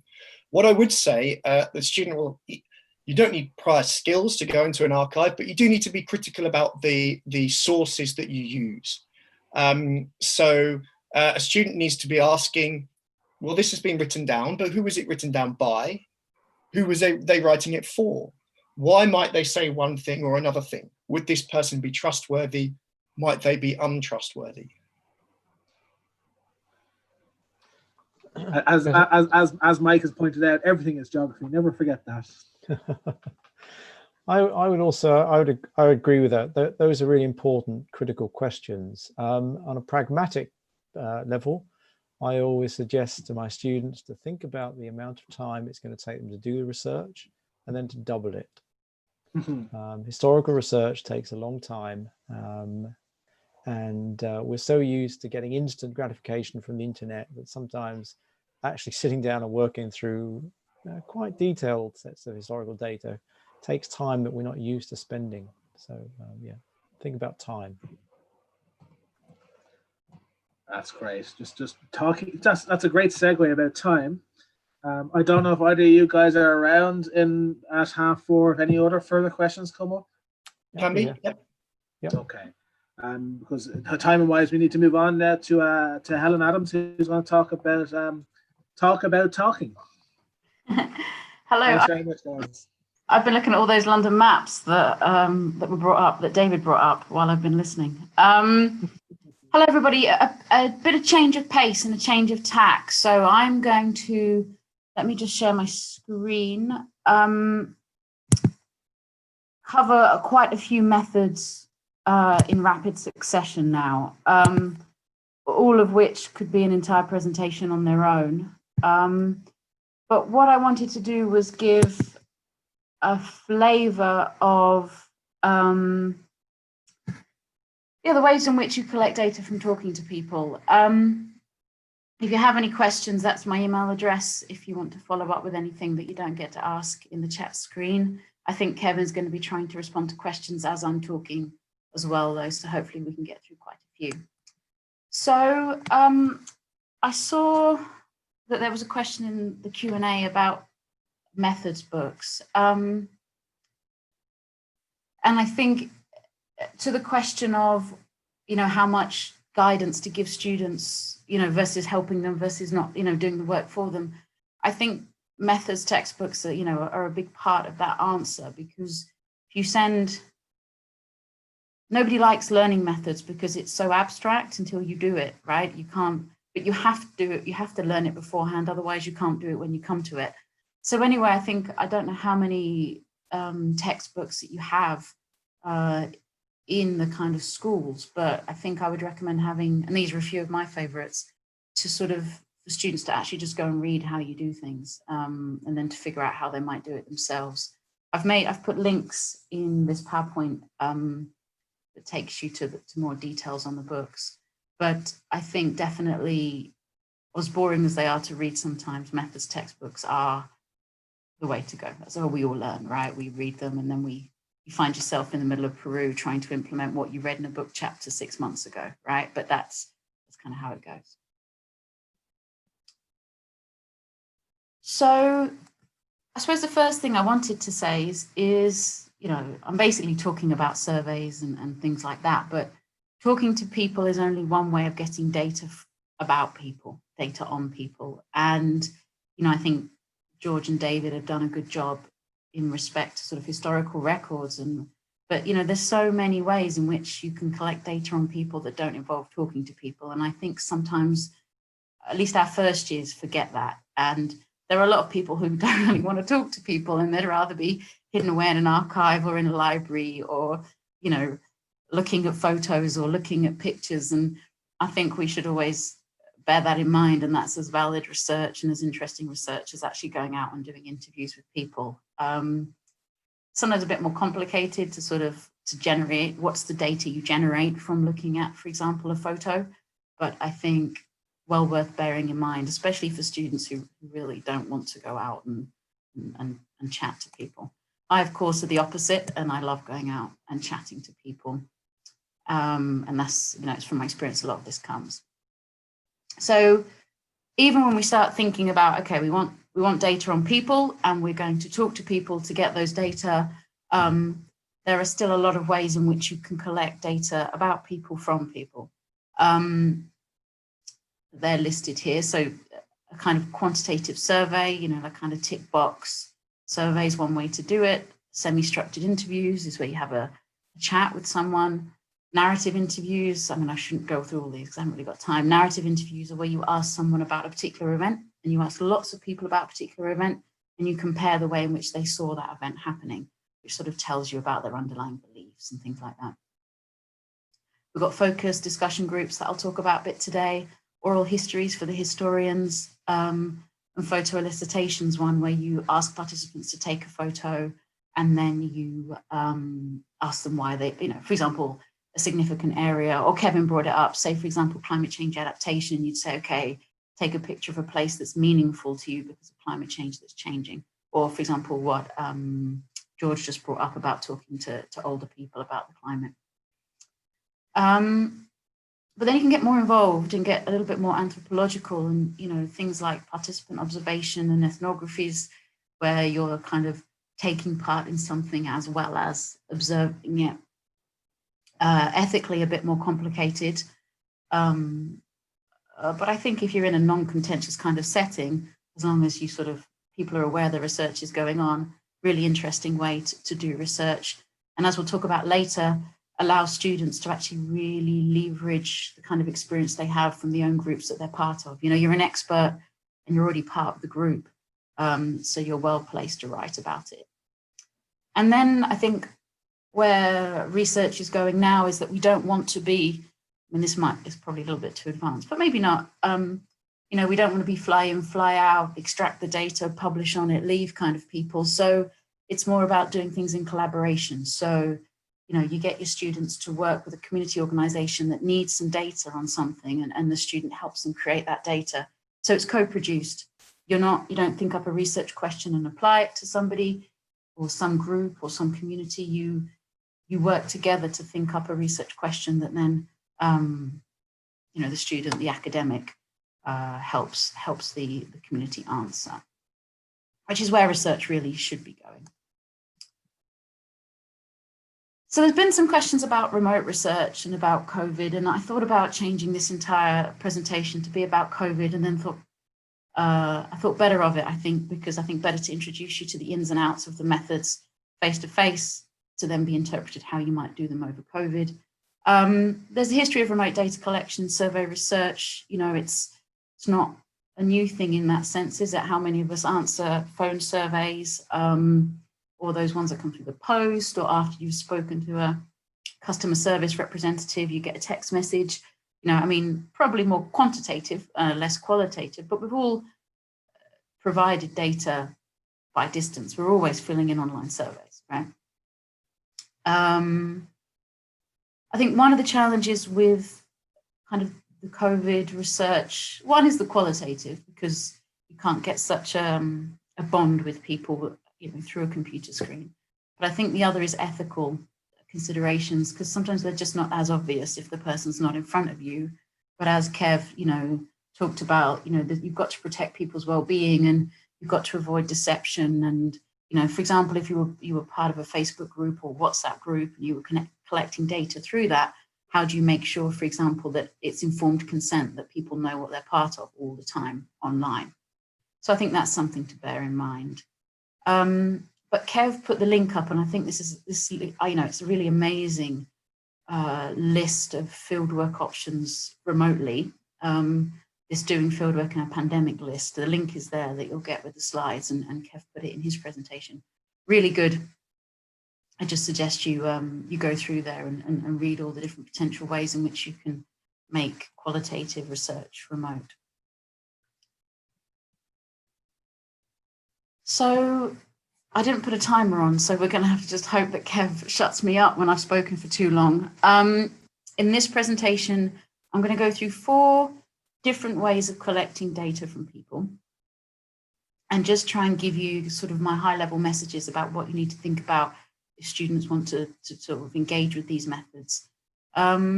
Moving from quantitative questionnaire surveys, which I think is the go-to of a lot of our first years because they know it, let's write a survey monkey and send it out, to semi-structured interviews, focus groups, and then on the other end of the scale, autoethnographies, because I think in this COVID time,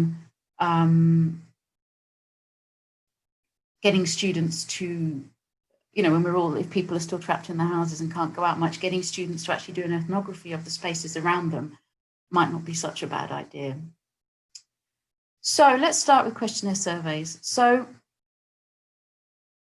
a survey,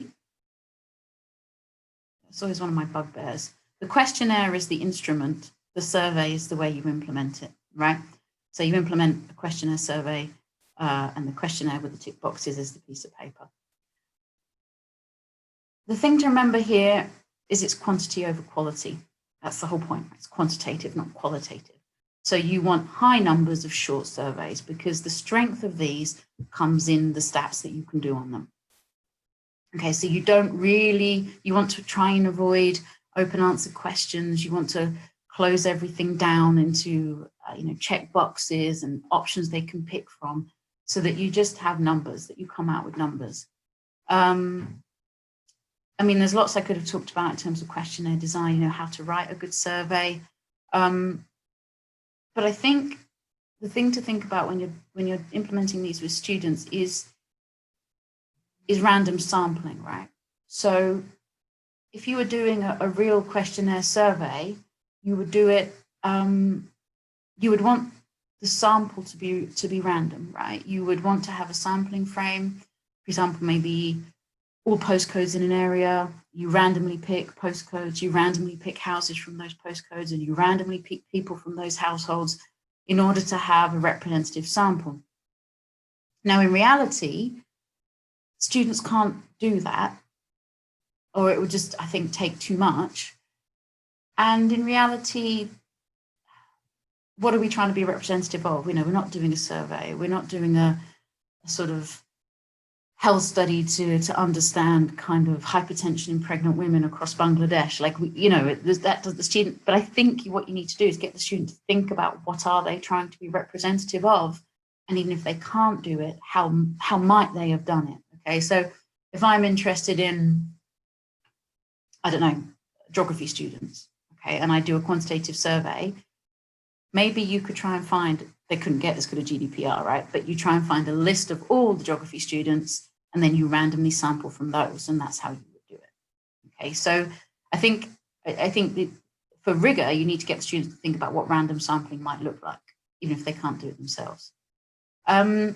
Think about results presented as descriptive statistics, so tables of different variables broken down, and graphs, figures, bar charts, pie charts that show what the data look like.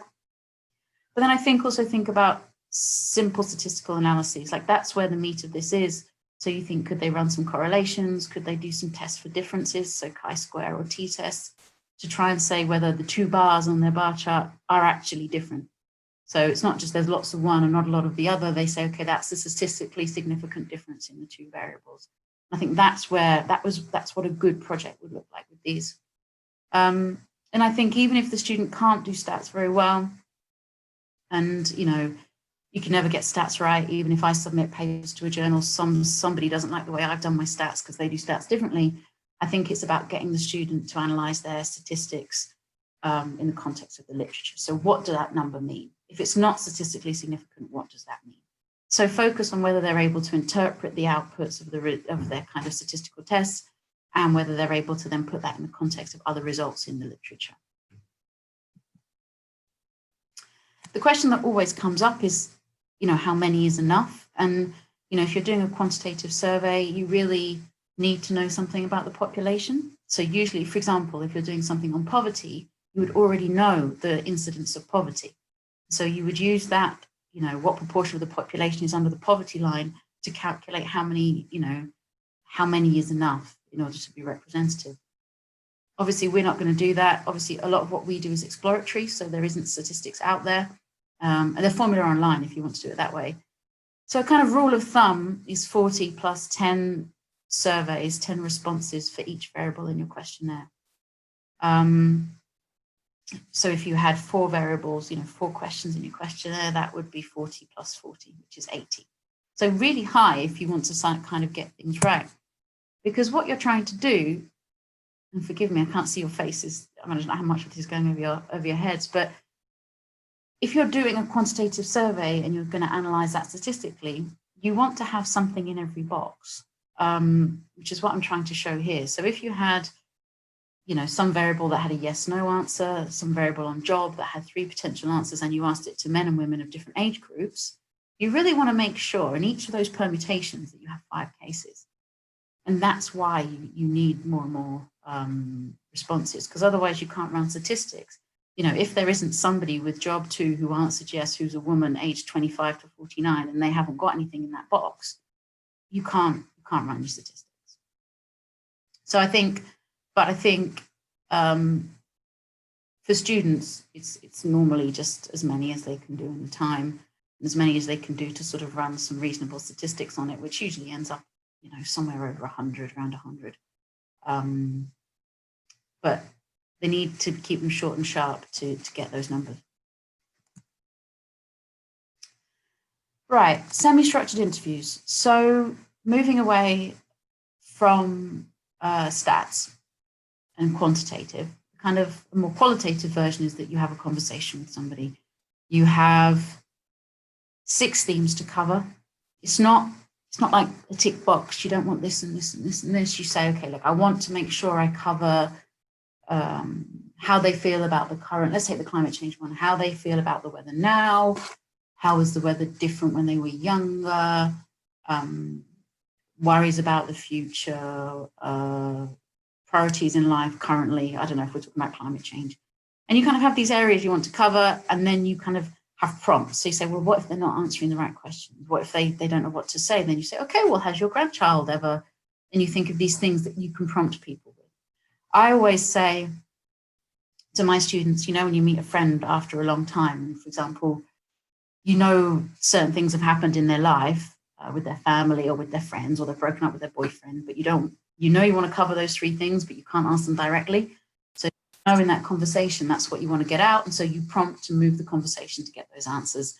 And it's the same thing with a semi-structured interview. A lot of students, though, try and micromanage it a bit too much and almost treat it like a quantitative questionnaire, really, really detailed questions. But they have to kind of let go and be a bit more relaxed about it, which for many students is quite difficult. One thing I would say, which is why I've got this kind of confusing figure on the right, is that you do need, well, like with all research, you need a kind of framework for analysis. So, what's the framework that they're bringing that allows them to think of the themes? Is it a feminist one? Is it about place attachment? Is it about governance? Is it about, so they need some, and this one here is about moral economy in some research I did in Bangladesh. So, for example, in this one, I might ask about property rights. I might ask about migration. I might ask about seasonality. So I think you've got to think of semi-structured interviews coming with a kind of framework, because otherwise what are the students how are they going to know what to ask, and how are they going to know how to analyze those data when they come out? One thing I would worry about is that with qualitative work, you don't have, students always write this, I didn't have enough responses, or they were biased because, you know, I did snowball sampling. Or with qualitative research, you don't need objectivity. Subjectivity is the interesting part of qualitative research, and students should reflect on that and engage with that rather than worrying about their research not being rigorous because they haven't got enough interviews, for example. I think one thing that students find a bit difficult when they're doing projects that are semi-structured interviews is whether they have enough time to transcribe all the interviews. So if you have 10 transcripts of 40 minutes, that's a lot to type up. Ideally, you would get transcripts and you would code the transcripts. But other options are that they can just listen to the transcripts and take notes at key parts. Or sometimes you can just take notes and students work from them. And what they try and do is, you know, if there's a really juicy quote, make sure they've written it down verbatim in their notebook. Our students are terrible at writing good notes. I've been in interviews with them on the field trips that Kev mentioned, and they're not scribbling down at the rate they should be, but note taking is perfectly fine if people aren't comfortable being recorded. One thing to think about with semi-structured interviews is that it's different if you're sort of interviewing Joe Bloggs on the street versus interviewing perhaps a CEO at a local company. And if you're interviewing sort of somebody who's in a higher power position than the students, we call that a key informant interview. And it's a bit different there because often when you're interviewing Joe Bloggs in the streets, the power rests with the interviewer. I mean, maybe this isn't true with students, I don't know, but still, you know, they're the scientist asking questions, whereas if you are doing a key informant interview, the power lies with the policymaker or the kind of individual that you want to seek this kind of key information from. So I think here with semi-structured interviews is don't worry about being biased or being influenced by not being objective. Think about what to do with the transcripts and think about how, in terms of sort of, are you going to write them out? Are you going to just take notes? And think about what the student's going to analyze them for. So what's the framework? What are they going to be looking for in those transcripts so they don't just describe them? Now, focus groups. Focus groups are really interesting because people think they're an easy option and they're a really hard option. And people forget that what they are is you do want to study group interactions. That's why you hold a focus group. You don't hold a focus group to get lots of information from 6 different people at the same time. It's not win-win. What you're not studying the individual. What you're studying is how the individual interacts with others in the group to form a group opinion. And so if it were me, I would probably push my students away from this option. I try to, unless it's the only thing that they do and they're aware of the issues involved with organizing one.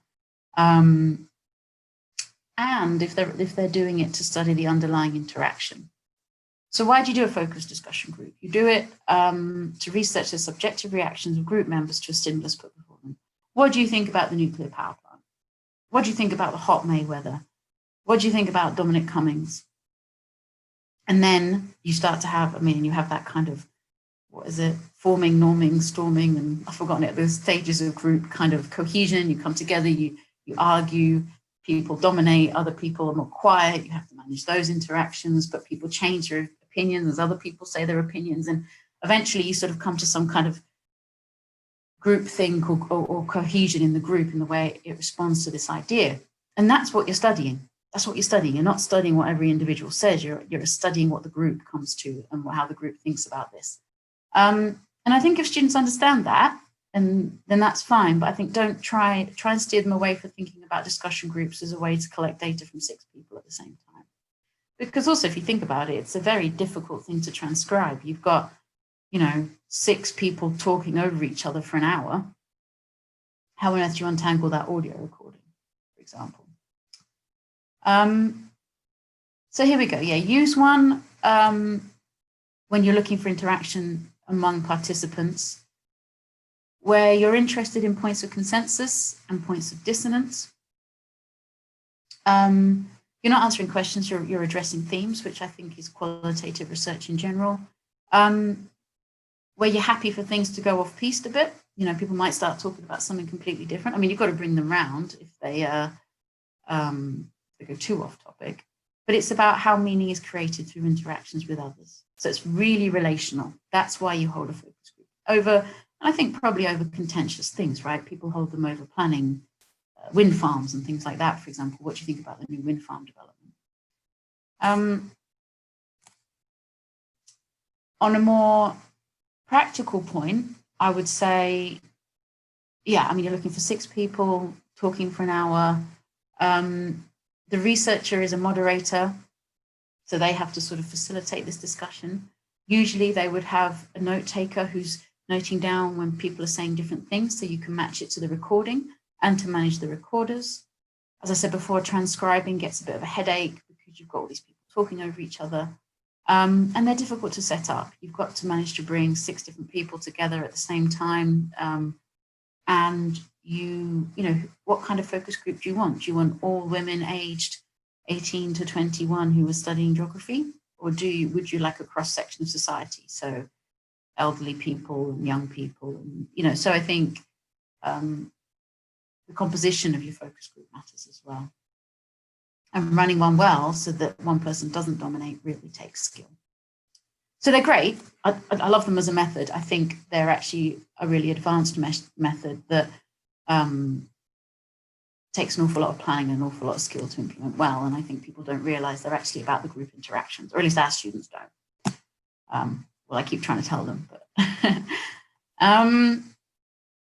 so my final method, you know, in my sort of overview is ethnography. And ethnography is kind of, I mean, the classic is sort of participant observation. So I suppose one could be, I mean, these are pictures from refugees that I talked to in Lebanon. So you could say, okay, I'm going to go and stay with the refugee family and I'm going to watch their daily lives and get to know the people they know and get to know them well. And I'm going to be part of that group at the same time as observing that group. And so participant observation is it's the life of a group. And so what's great about ethnography is it's no longer, I suppose, building on the focus group. It's not about the individual. So whereas quantitative surveys and semi-structured interviews are about me and what I think in relation to something, focus groups and ethnographies focus on the individual in context, because we're all different people around the people that we're with, right? You know, sometimes I'll be different with my friends than I am with my family, than I am with my boss, for example. And they're not an easy, you know, ethnography is like the easiest, I read in a book, it's both the easiest and most difficult method you could do. It's probably easy to do badly, you know, because you just write about what you see around you. But I think when you read a really good ethnography, it really hits home. One time I saw a talk about somebody who'd done ethnography of asylum seekers in the UK and had just spent the days and days with them and just really built up this really great picture of the way in which time was being used as a weapon against asylum seekers in the UK. They were just waiting, and the waiting was wearing them down. And he built up this picture by this really rich description of the minutiae of the boredom of these asylum seekers' lives. So when done well, amazing. And so I think what's good about them, though, is the students seem to think they have to do something objective. But if you have a student that's already part of a group, say, for example, a sports club or, you know, a political organization or something, they can study that group, right? They're already the expert. And all it requires them to do, I mean, in brief, it requires them to sort of describe that richly and then analyze it critically in a broader context. To say something more, you know, to say something wider. So, and I think I've sort of put here about autoethnography, you know, which is where you study, you study who you are. And there's an example in that Doing Fieldwork in a Pandemic document where a woman's got a chronic illness and she realizes she can't do research or anything else because of this chronic back pain that she has. So she writes on this, you know, the way in which chronic back pain is treated in hospitals. So, you know, in the context of this pandemic, everybody's an expert of their own pandemic experience, and students could learn to sort of write about that and then put it in the broader context.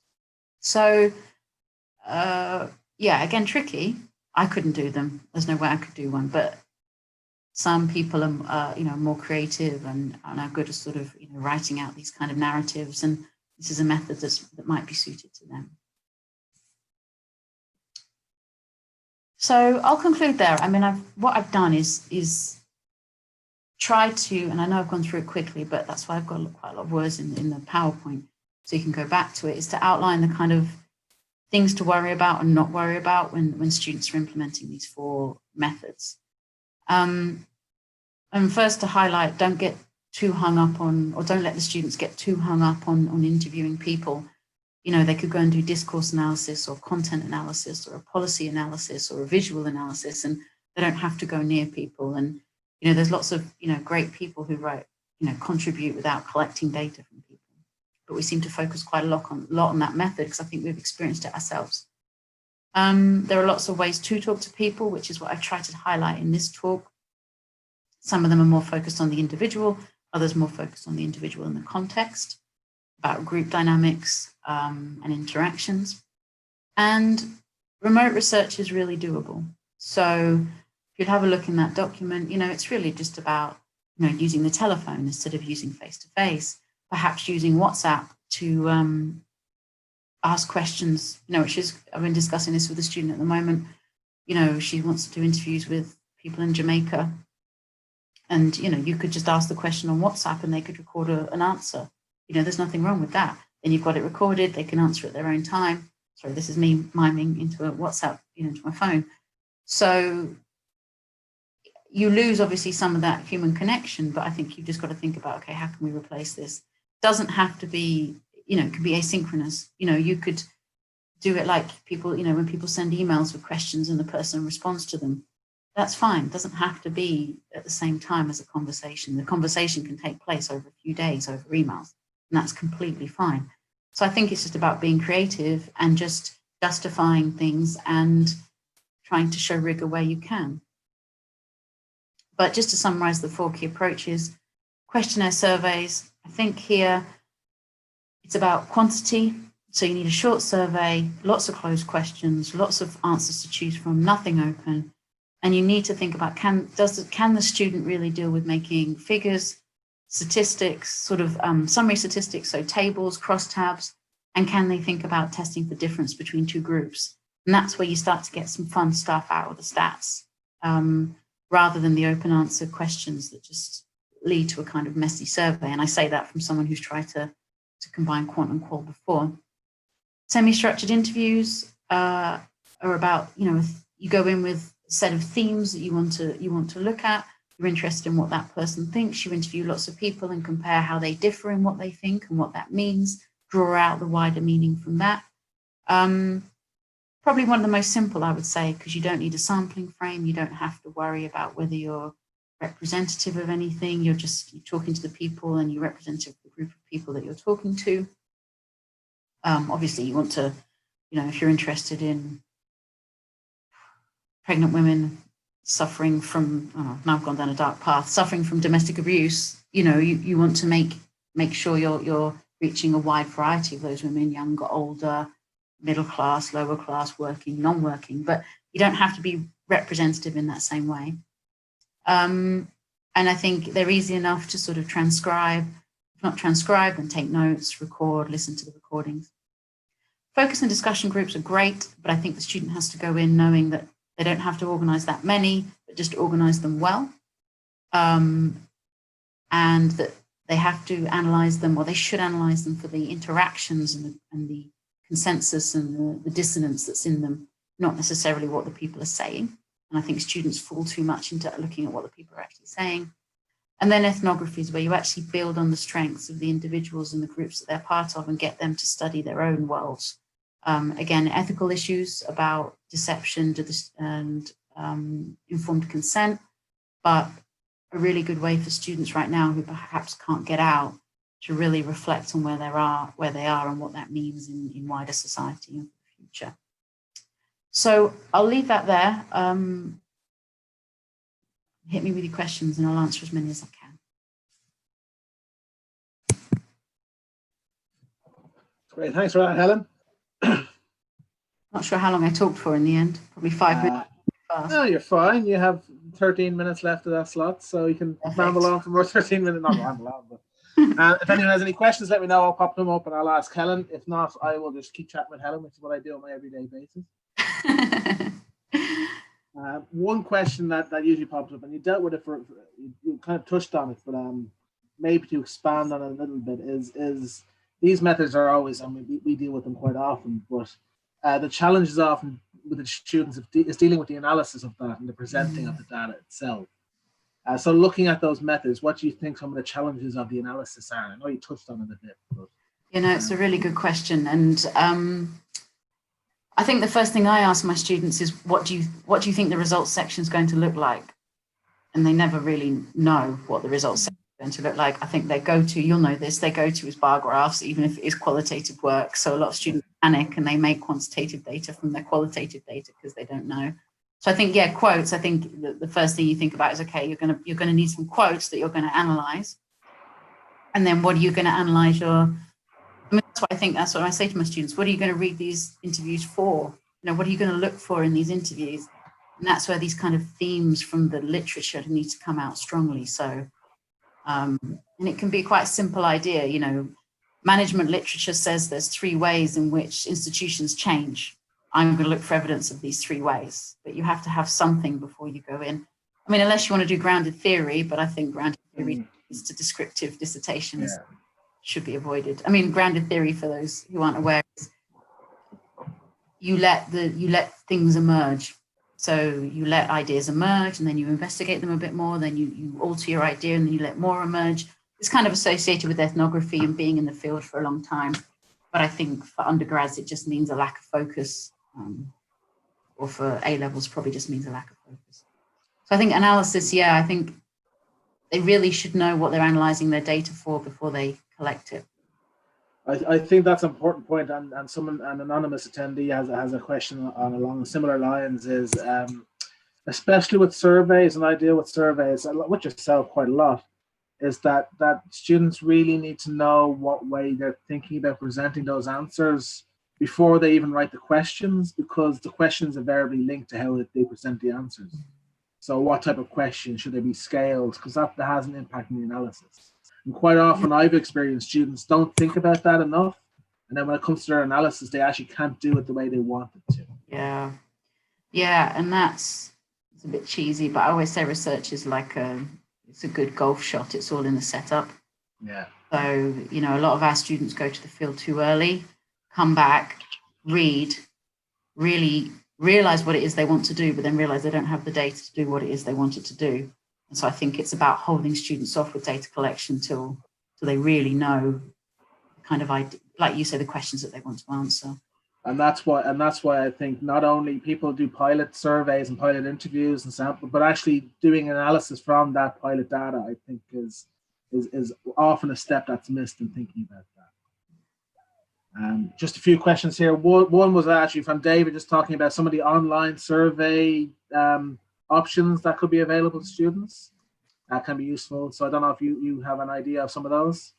Yeah, I mean, the questions come in as well about what is random data and what key tips for achieving it. And I think those two things link. There's all the tools that we know, like SurveyMonkey, like the one we always mess up, Kev, Google. What was it? Google Forms. Yeah, and they're so ubiquitous now. I think it's easy enough for you guys to find them. My problem always is, and this answers this question of sort of random, is how do you know who's answering it, right? So you put it out into the ether, and it could be all 15 of your friends and 3 people that your mum knows, and it's okay not to be representative, but I think you need to know who is answering your data. Really, if you really wanted to try to get random data, the reason you get random data is because you want to be representative of a population. So the first thing you have to get your student to understand is what are they trying to be representative of? What's the population of interest? And it's not the world. It's not the population of the UK. It's not the population of London. It's often, if your research question is about, climate change adaptation governance or something, or adaptation to climate change. Maybe it's just a street and different people's views in a street, or maybe it's about a London borough or a postcode, or, you know, often I think students don't see who it is they're trying to be representative of. Then the way to be random is that you have a sample frame that has everybody in it. So that's, for example, if you're doing something at a village level, you wanted to be representative of a village, you would have a map with houses of all, you know, a map of all the houses in the village, and you would randomly select from those houses. And so then, you know, everybody had a chance of being included. So that's, I mean, I'd have to give a whole other lecture on how to do random sampling, which is boring for some, interesting for others. But I think the way to think about it is, what are you being, what do you want to be representative of? And that's what's your target population. Then how can you find a list of everyone? And then how can you choose randomly from that list of everyone? And that's the best way to go about trying, even if it's not perfect.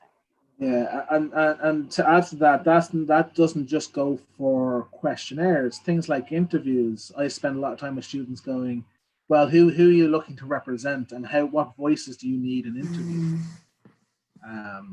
And it's not about necessarily the number of interviews, it's about what voices are being represented in interviews or in focus groups or any of those methods. So this concept of representation and getting enough voices in, or the right voices in, is constant throughout, I think. A few questions that we've kind of been dealing with. How do students approach sampling with questionnaires, semi-structured interviews?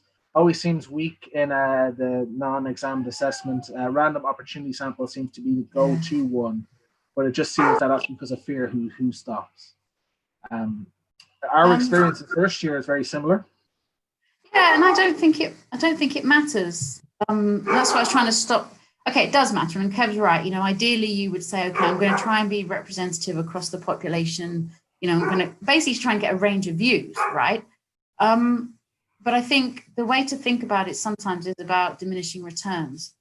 So when you're doing semi-structured interviews, you stop doing them when everybody keeps telling you kind of the same thing. And you're like, oh, like, I'm not getting any new data here. And you want to think about, okay, well, is that because I've just kept talking to the same kind of person? Or is that because there's kind of, you know, I've got a good idea of the data? I mean, I just think students worry, as long as that they reflect in their methodology on the fact that they've probably got a few too many of their friends and neighbors. I think it's about how they analyze the data. And I wouldn't worry, I don't know what you think about this, Kev, but I wouldn't worry too much about it being snowball sampling or it being the people who want to talk. Because also at their level, they don't have the skills to engage with people who don't want to talk. And so you sort of have to, the good thing about opportunity sampling is those people are willing to talk to the students, and that's good. You know, you don't really want them approaching vulnerable people or scared people or people who aren't really up for it. So I mean, I don't see an issue with that, but I think it's about getting them to reflect in their methodology why that might not. The same with the random sampling. I tried it, wasn't perfect. This is what I would have done if I could have. There's also an element with me, with my students, is I tend to move them away from the trying to get a sample of the whole population, because that's not only is it difficult, but it often leads to quite vague or problematic analysis. So I tend to try to categorize, or tend to get them to narrow down that focus towards certain categories, which then turns into opportunity or purposeful sampling, because they're looking for a specific category of the population. Yeah, I mean, it's a good way, and it's like Kev was saying about questions being specific. You know, if you're asking about, I hate thinking about examples on the fly. I always come up with really bad ones. But yeah, is it women? Is it young people? Is it working classes? Is it people who've never been to university? And if you can get students to hone in on actually who they're interested in, that goes down with sort of honing down the question as well. They sort of go together. And then, like you say, Kev, it's like, well, you actually don't care about the population of the UK. You only care about geography students in London universities. And then that's much more manageable. Always a good one, just as a random tip to people, always a good one for students doing surveys is tourists, because they always have the time to answer questions. Older people, as long as they're not too old, older people are always hanging around, willing to talk. So yeah, I think if I were you, I wouldn't worry about snowball sampling. I wouldn't worry about opportunistic. I think it's about getting the students to show rigor in the way in which they approach semi-structured interviews. So, for example, if you're doing a quant survey, you can do that in the street, tick boxes, right? But if you're trying to get a semi-structured interview, you have to make appointments with people. You have to come back at a time that's suitable for them, public place, have your recorders on the table, and do it properly. And then that's what I would be looking for, because I think it's not fair to ask them to do too much in terms of, but I think any qualitative work just picks the people who are there, really. That's why it's qualitative and not quantitative. That brings up to back to the first question, which I kind of glossed over, is a question of any idea how to present quantitative data like focus groups. It brings up a really interesting discussion that I often have with students, where, and you've hit on it, where students do qualitative. I'm sure A-level students, especially, because they my experience of talking to teachers is they hold quantitative presentations of data quite close to their hearts, or that's what they want to do.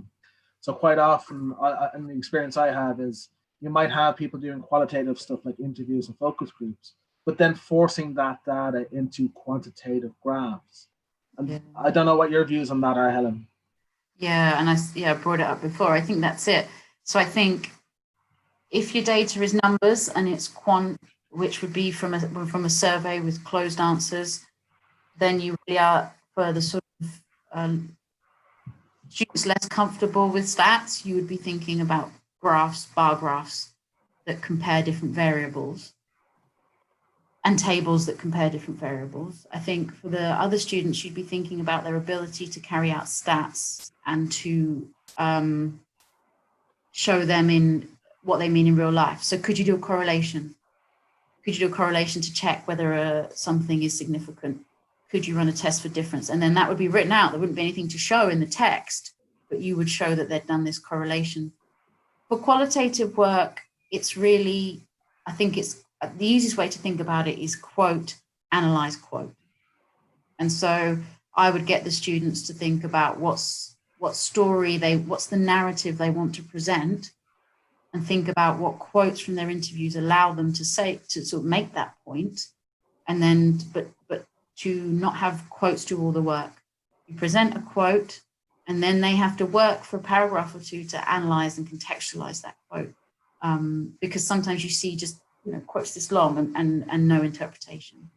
So the way I deal with that, and that happens a lot at university level, is just chunks of quotes.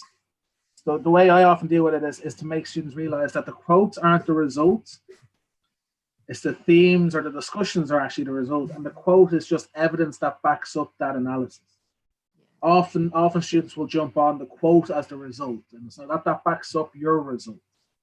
Which brings me into a comment that one of the attendees makes. But as the physical geographers are joining back in with us, it actually provides us a nice kind of panel discussion type of question that you might have, which I'll just read it out. So I think any of the physical geographers or David and George can come back in now and kind of comment on this.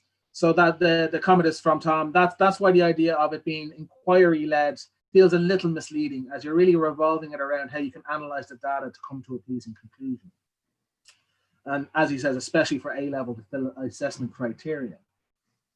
So I personally, I think that brings up an interesting question about this idea of inquiry-led and how you end up often in dissertations. The last thing you rewrite to solidify is actually the research question.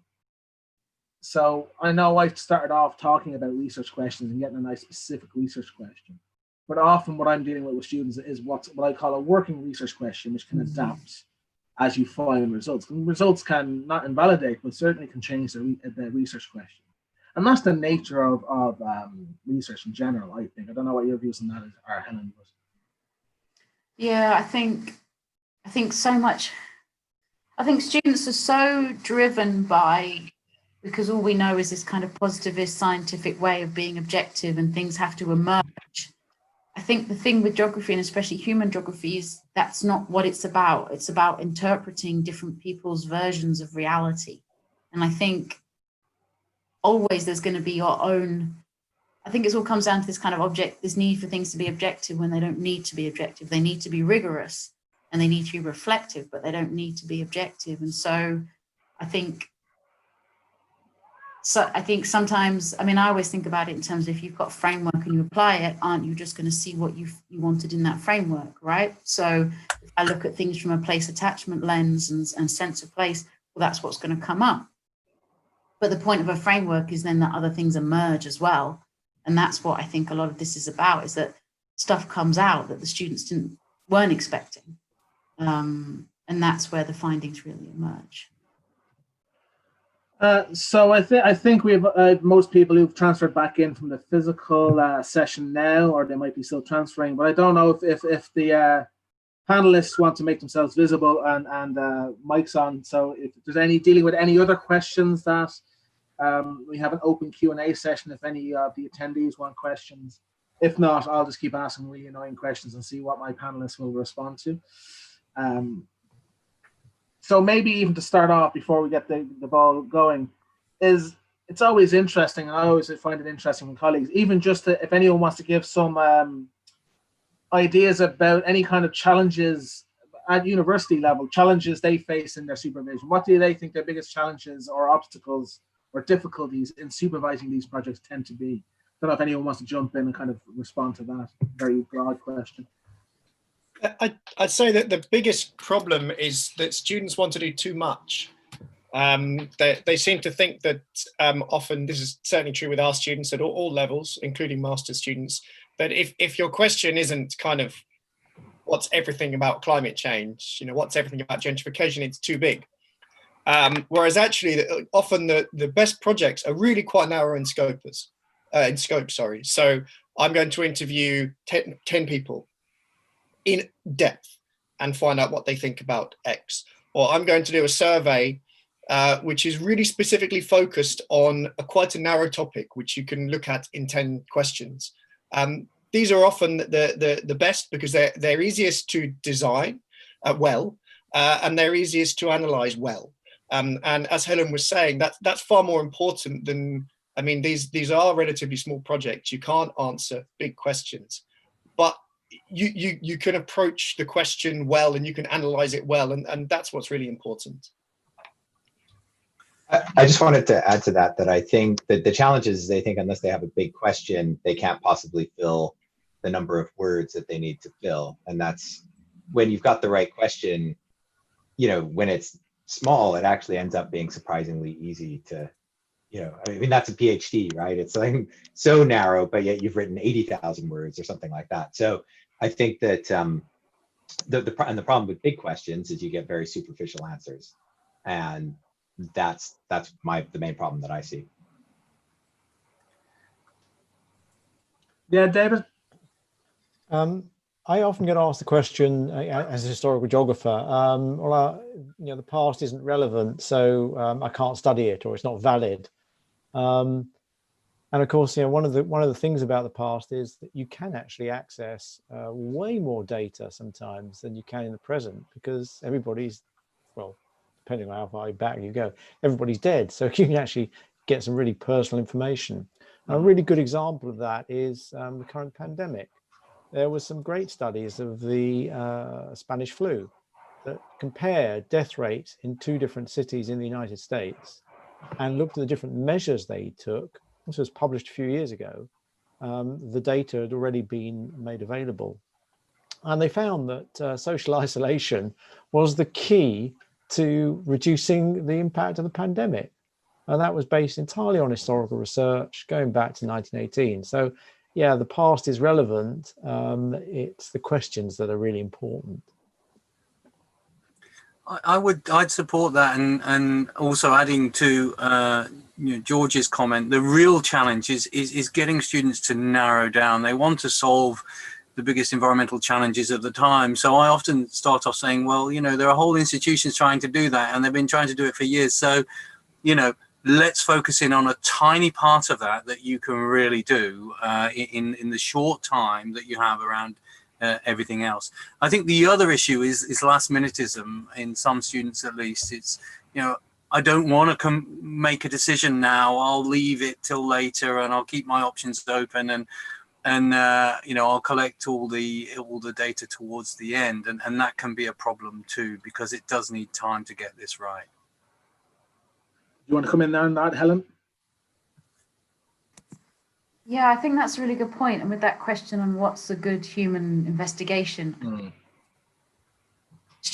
like good research requires you being uncomfortable for quite a long time and not quite entirely knowing what you're doing. And I think students struggle with that. So, you know, Kev was saying you have a working research question, you get the student to near enough where they are, you don't want them, but then they kind of be uncomfortable as they work through. Writing's thinking, they have to then form the narrative. And I think students don't like that sense, because it's they have to be uncomfortable for weeks, sometimes months, not knowing what they're doing, and they try and close it down too early. I think a good dissertation is one where they've really worked through, taken the time to work through it, brought in the literature, and like you say, not closed it down too early. But I think sometimes they close it down because they just don't like that feeling of not knowing what they're doing. John? Sorry, too many monitors going on there. I think Helen's exactly right. And the idea that you write a literature review and then it's done and you move on to your methodology and then that's done and then you collect your data and that's done. I mean, the number of times that, I've started working with data and realized, I need to go back and, radically rewrite my literature review. You never get to close off those stages. There's always that feedback happening between one stage and the next. And getting them comfortable with that, I think, is absolutely crucial. Yeah, and to add to that, because we're all marking dissertations as we speak, quite often the last meeting I'll have with a dissertation student, and that will address some of the question as well, is about this consistency of links throughout the work. So I often get, does the end of the introduction research question link to why the project is important? And does that link into why you're approaching your methods the way you're doing? If those three things link, you're putting across a consistent and threaded argument throughout your thesis or dissertation or investigation. And for me, that's what makes a good, especially human geography one, is making that link the whole way through and avoiding those kind of writing in blocks that end up having separate elements to it. So I think I would add that, two of our key roles as supervisors is, on the one hand, to make sure that students have a narrow enough project that it's doable and doable well, but secondly, to help them to see the relationship between that very specific project and the bigger debates that it addresses. And that's what they want to address, the big debates, and that's what they find difficult, to see the relationship between something very specific and the bigger debate that it is a small contribution to, but nevertheless a significant one. The next question, I think, is a very interesting question, is are we at universities seeing improvements in students' investigative abilities following the introduction of the NEA investigation, independent investigation? I don't know if anyone else wants to come in on that. The one thing I would say is, the one thing I'm noticing is the lack of, or the reduction in fear of doing those types of projects and investigations and methods. Students seem to be, incoming students seem to be more adept at least attempting and going, okay, well, I've no problem trying those methods. That's what I've been noticing, but I don't know if anyone else wants to make a comment about that. I hope we do see that, because I think it has been very difficult the last decade, given the lack of, given how different A-level and university teaching has been. The two seem to have converged quite a bit recently, and so I think we will see that.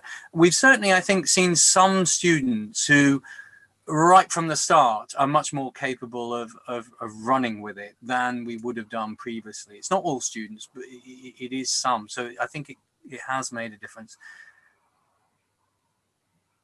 And then there's the question about, entering university without enough imagination. What would we like teachers of A-level geography to do to help with the transition to a degree?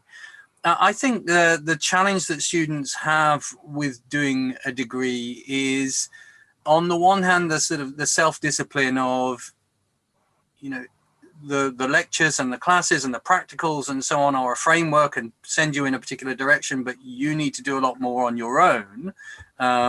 So there's that. But I think the other issue that students often find difficult is that their opinion really matters at university, and they have to start making up their minds about what they believe in and evidencing what they believe in with coherent arguments. It's not enough just to say X says this and Y says that. Okay, what's your conclusion then? What do you believe, and why do you believe X versus Y?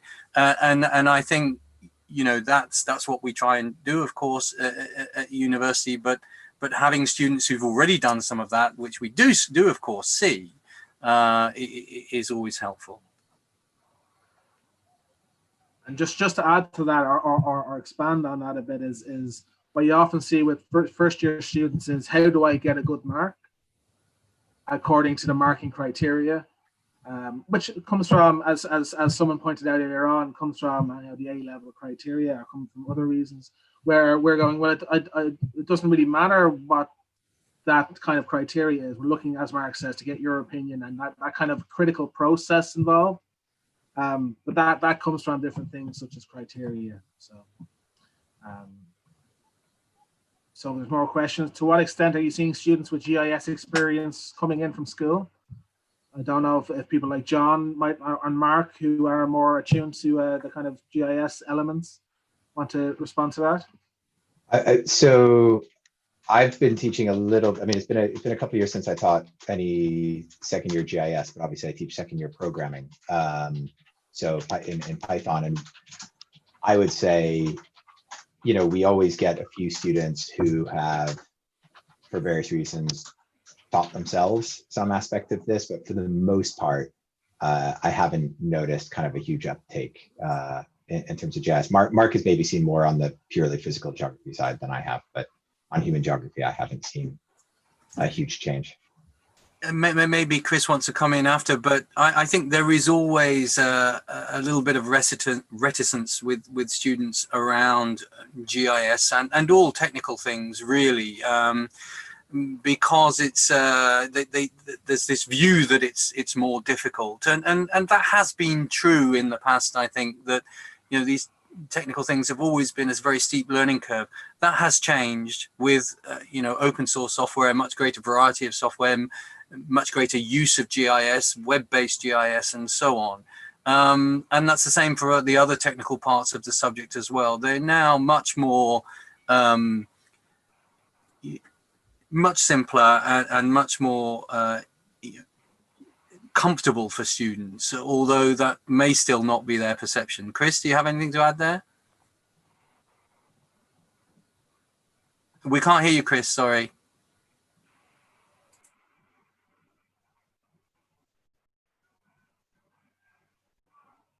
Okay, there's another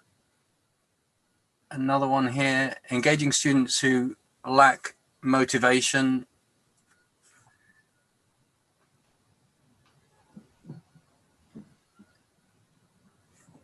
Well, you know, I have this problem with my son at the moment, right? He's doing his NEA in computing, or should be. You know, what am I getting out of him? Not very much.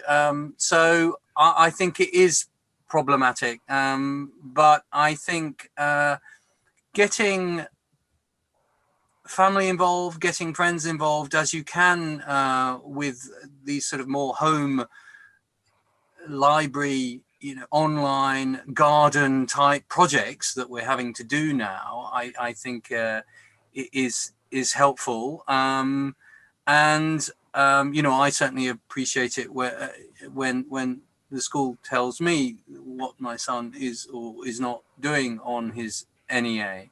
But I think helping students towards topics that are really driven by their interests, right? Okay, what are you interested in? And then do something on that. Helen? Yeah, I think, I mean, although obviously all of us are nerds, and that's why we end up being academics. So, I mean, but there are those ones who are, I hate last minute, right? It scares me, but some of the students do pull it out the bag last minute because they need a deadline. And I think I have to appreciate that's how they work. And some of them do pull out. I mean, you must see it all the time with your students. I also think encouraging them, I think some of it's about fear or lack of confidence. And I think it's about, keeping encouraging them that what they're doing's, it's good and it's right. And again, like this idea that it doesn't come together quickly, and that's all right, I think is, because most of them are engaged. I mean, I think, they call it their disso. I mean, most of them are engaged with their disso, I find. It's just about encouraging them that they're not doing badly at it and they're not stupid. And there's more than one way to skin a cat when it comes to research. Can I just add something to that quickly about Helen mentioned about deadlines, and I don't quite know how your relationships develop with your students, but certainly for me, at least with my dissertation students, I get a sense pretty early on whether they want deadlines along the way or whether they want to be left alone. And I think establishing that pretty early on, their best working practices, and whether they want me to actually give them some specific little chunks, little deadlines along the way, can be pretty helpful.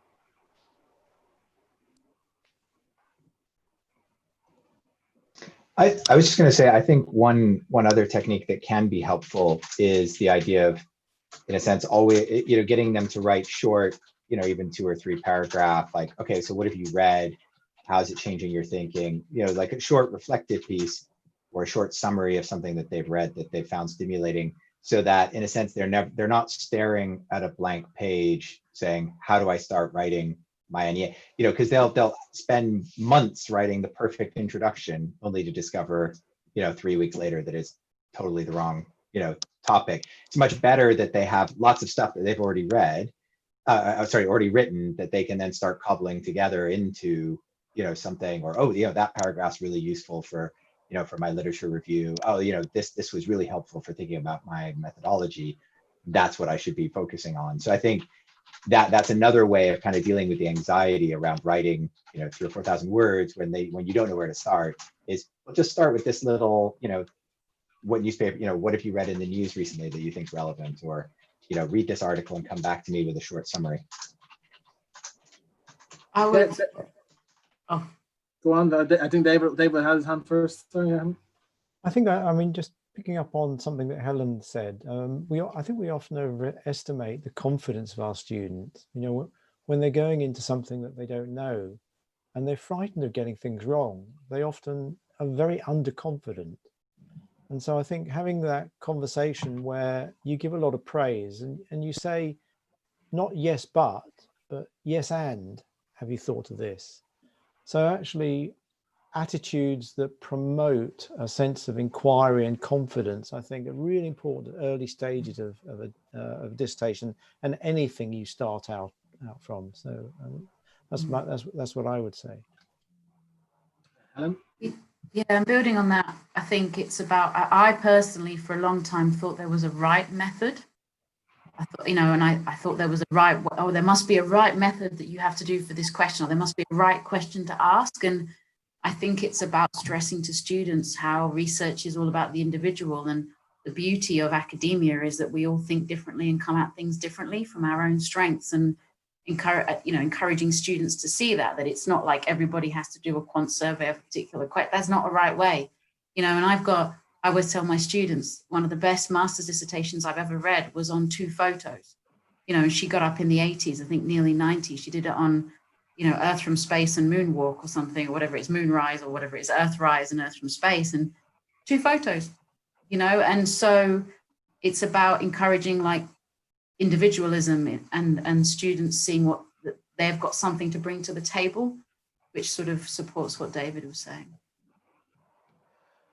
This kind of links into a question Martin had that seemed to have disappeared, but it's something I notice a lot with our students as well. It's this fixation on titles.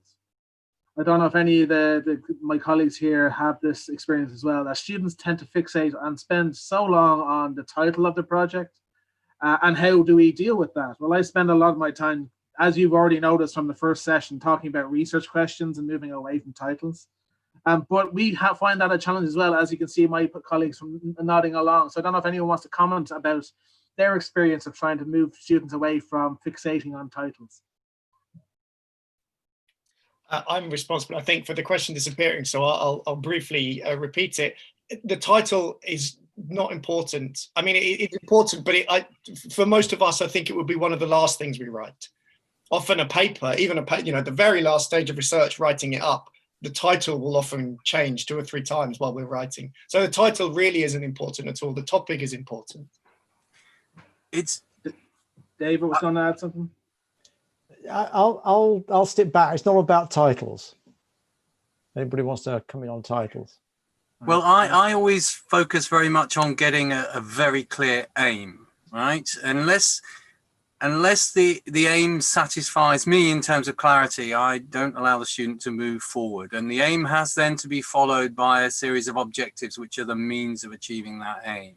Very few of those objectives. The title will obviously in the end be based upon the aim, but I don't worry about that, or I don't worry students about that until later. Helen? Yeah, I think I would add, in other presentations I give the hourglass.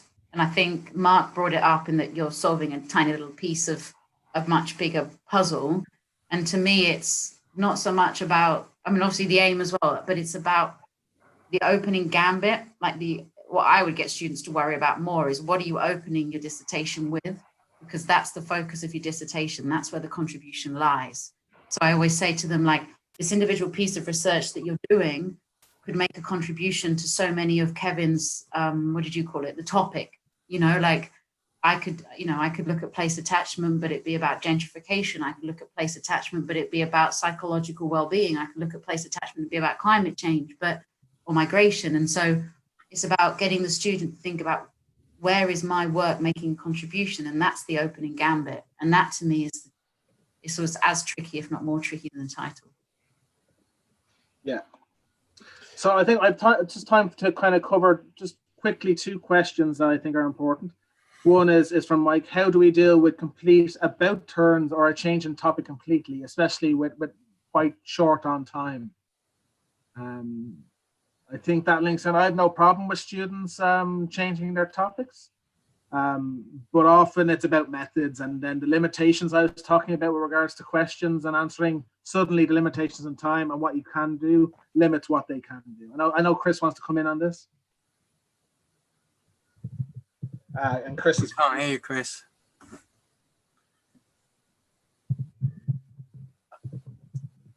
Hear me now? Yeah. Yeah. So that almost relates to the title question, that when students change topic, then it's so important that they focus on a research question or research aim, and set research questions and address those questions really specifically. Because if they started off kind of at the same time as everyone else, then they'd have a bit more time to kind of explore around, what exactly do I want the research questions to be, etc. Whereas if they're on a tight time period, then really having those research questions and focusing on it, addressing them, and providing all the kind of literature, summaries, etc. That's so critically important. So again, kind of focus on the research questions, especially if they don't have much time. David? I just want to jump in really quickly. We don't use the F word nearly enough, I think. Students need to have fun. Dissertation should be fun. They should enjoy what they're doing. If they enjoy what they're doing, they'll do more of it and they'll do it better. So part of our responsibility and theirs as well is to find out what really, what's the fun in it? What's the enjoyment in it? Not to make it a chore. So I always emphasize to my students, play with ideas. If you start early enough, play with them, have fun, and let's see what comes out of it. That's a very important point. So just a last question to end on is, collecting primary data under the current COVID situation is a real challenge. How is KCL approaching this with our students? Well, just to point out, I'll let other people come on more specifics, but near the end of my talk, we're talking about how we're compiling online and virtual methods of fieldwork and online sources. So they'll be sent along with this. But I don't know if anyone else wants to come in on more specifics of how they're dealing with certain students. So as well as primary online data, which we're now encouraging those students who would otherwise have done in-person questionnaires to do.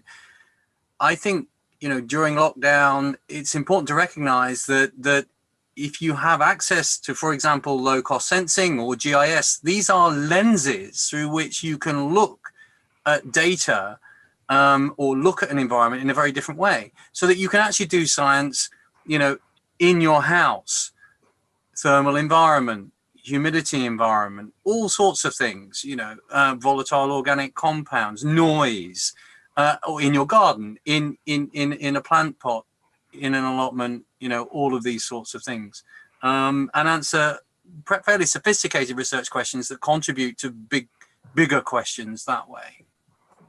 Helen? Yeah, I was just going to say, this is, for me, it's a lot where the learning about people by not talking to people kind of end of the spectrum comes in. So, I mean, I think phone interviews, WhatsApp, like I was saying, WhatsApp questions, just basically saying, how else can I have a conversation, but in written or over the phone. But I also think this is where you start, analyzing, doing discourse analysis, doing policy analysis, and actually just using documents, basically. And I think you can have, or photos, you can have amazing dissertations from that. So that, I think I would be sort of moving students there as well. So just to add to that, though you might not be using primary data collection methods, even in using the secondary data, you can create primary data from that. So it's less about thinking about it as literally being out in the field and more about kind of undertaking the practices of a researcher. Just to pick up, very, very briefly on something that Mark mentioned about online open source software.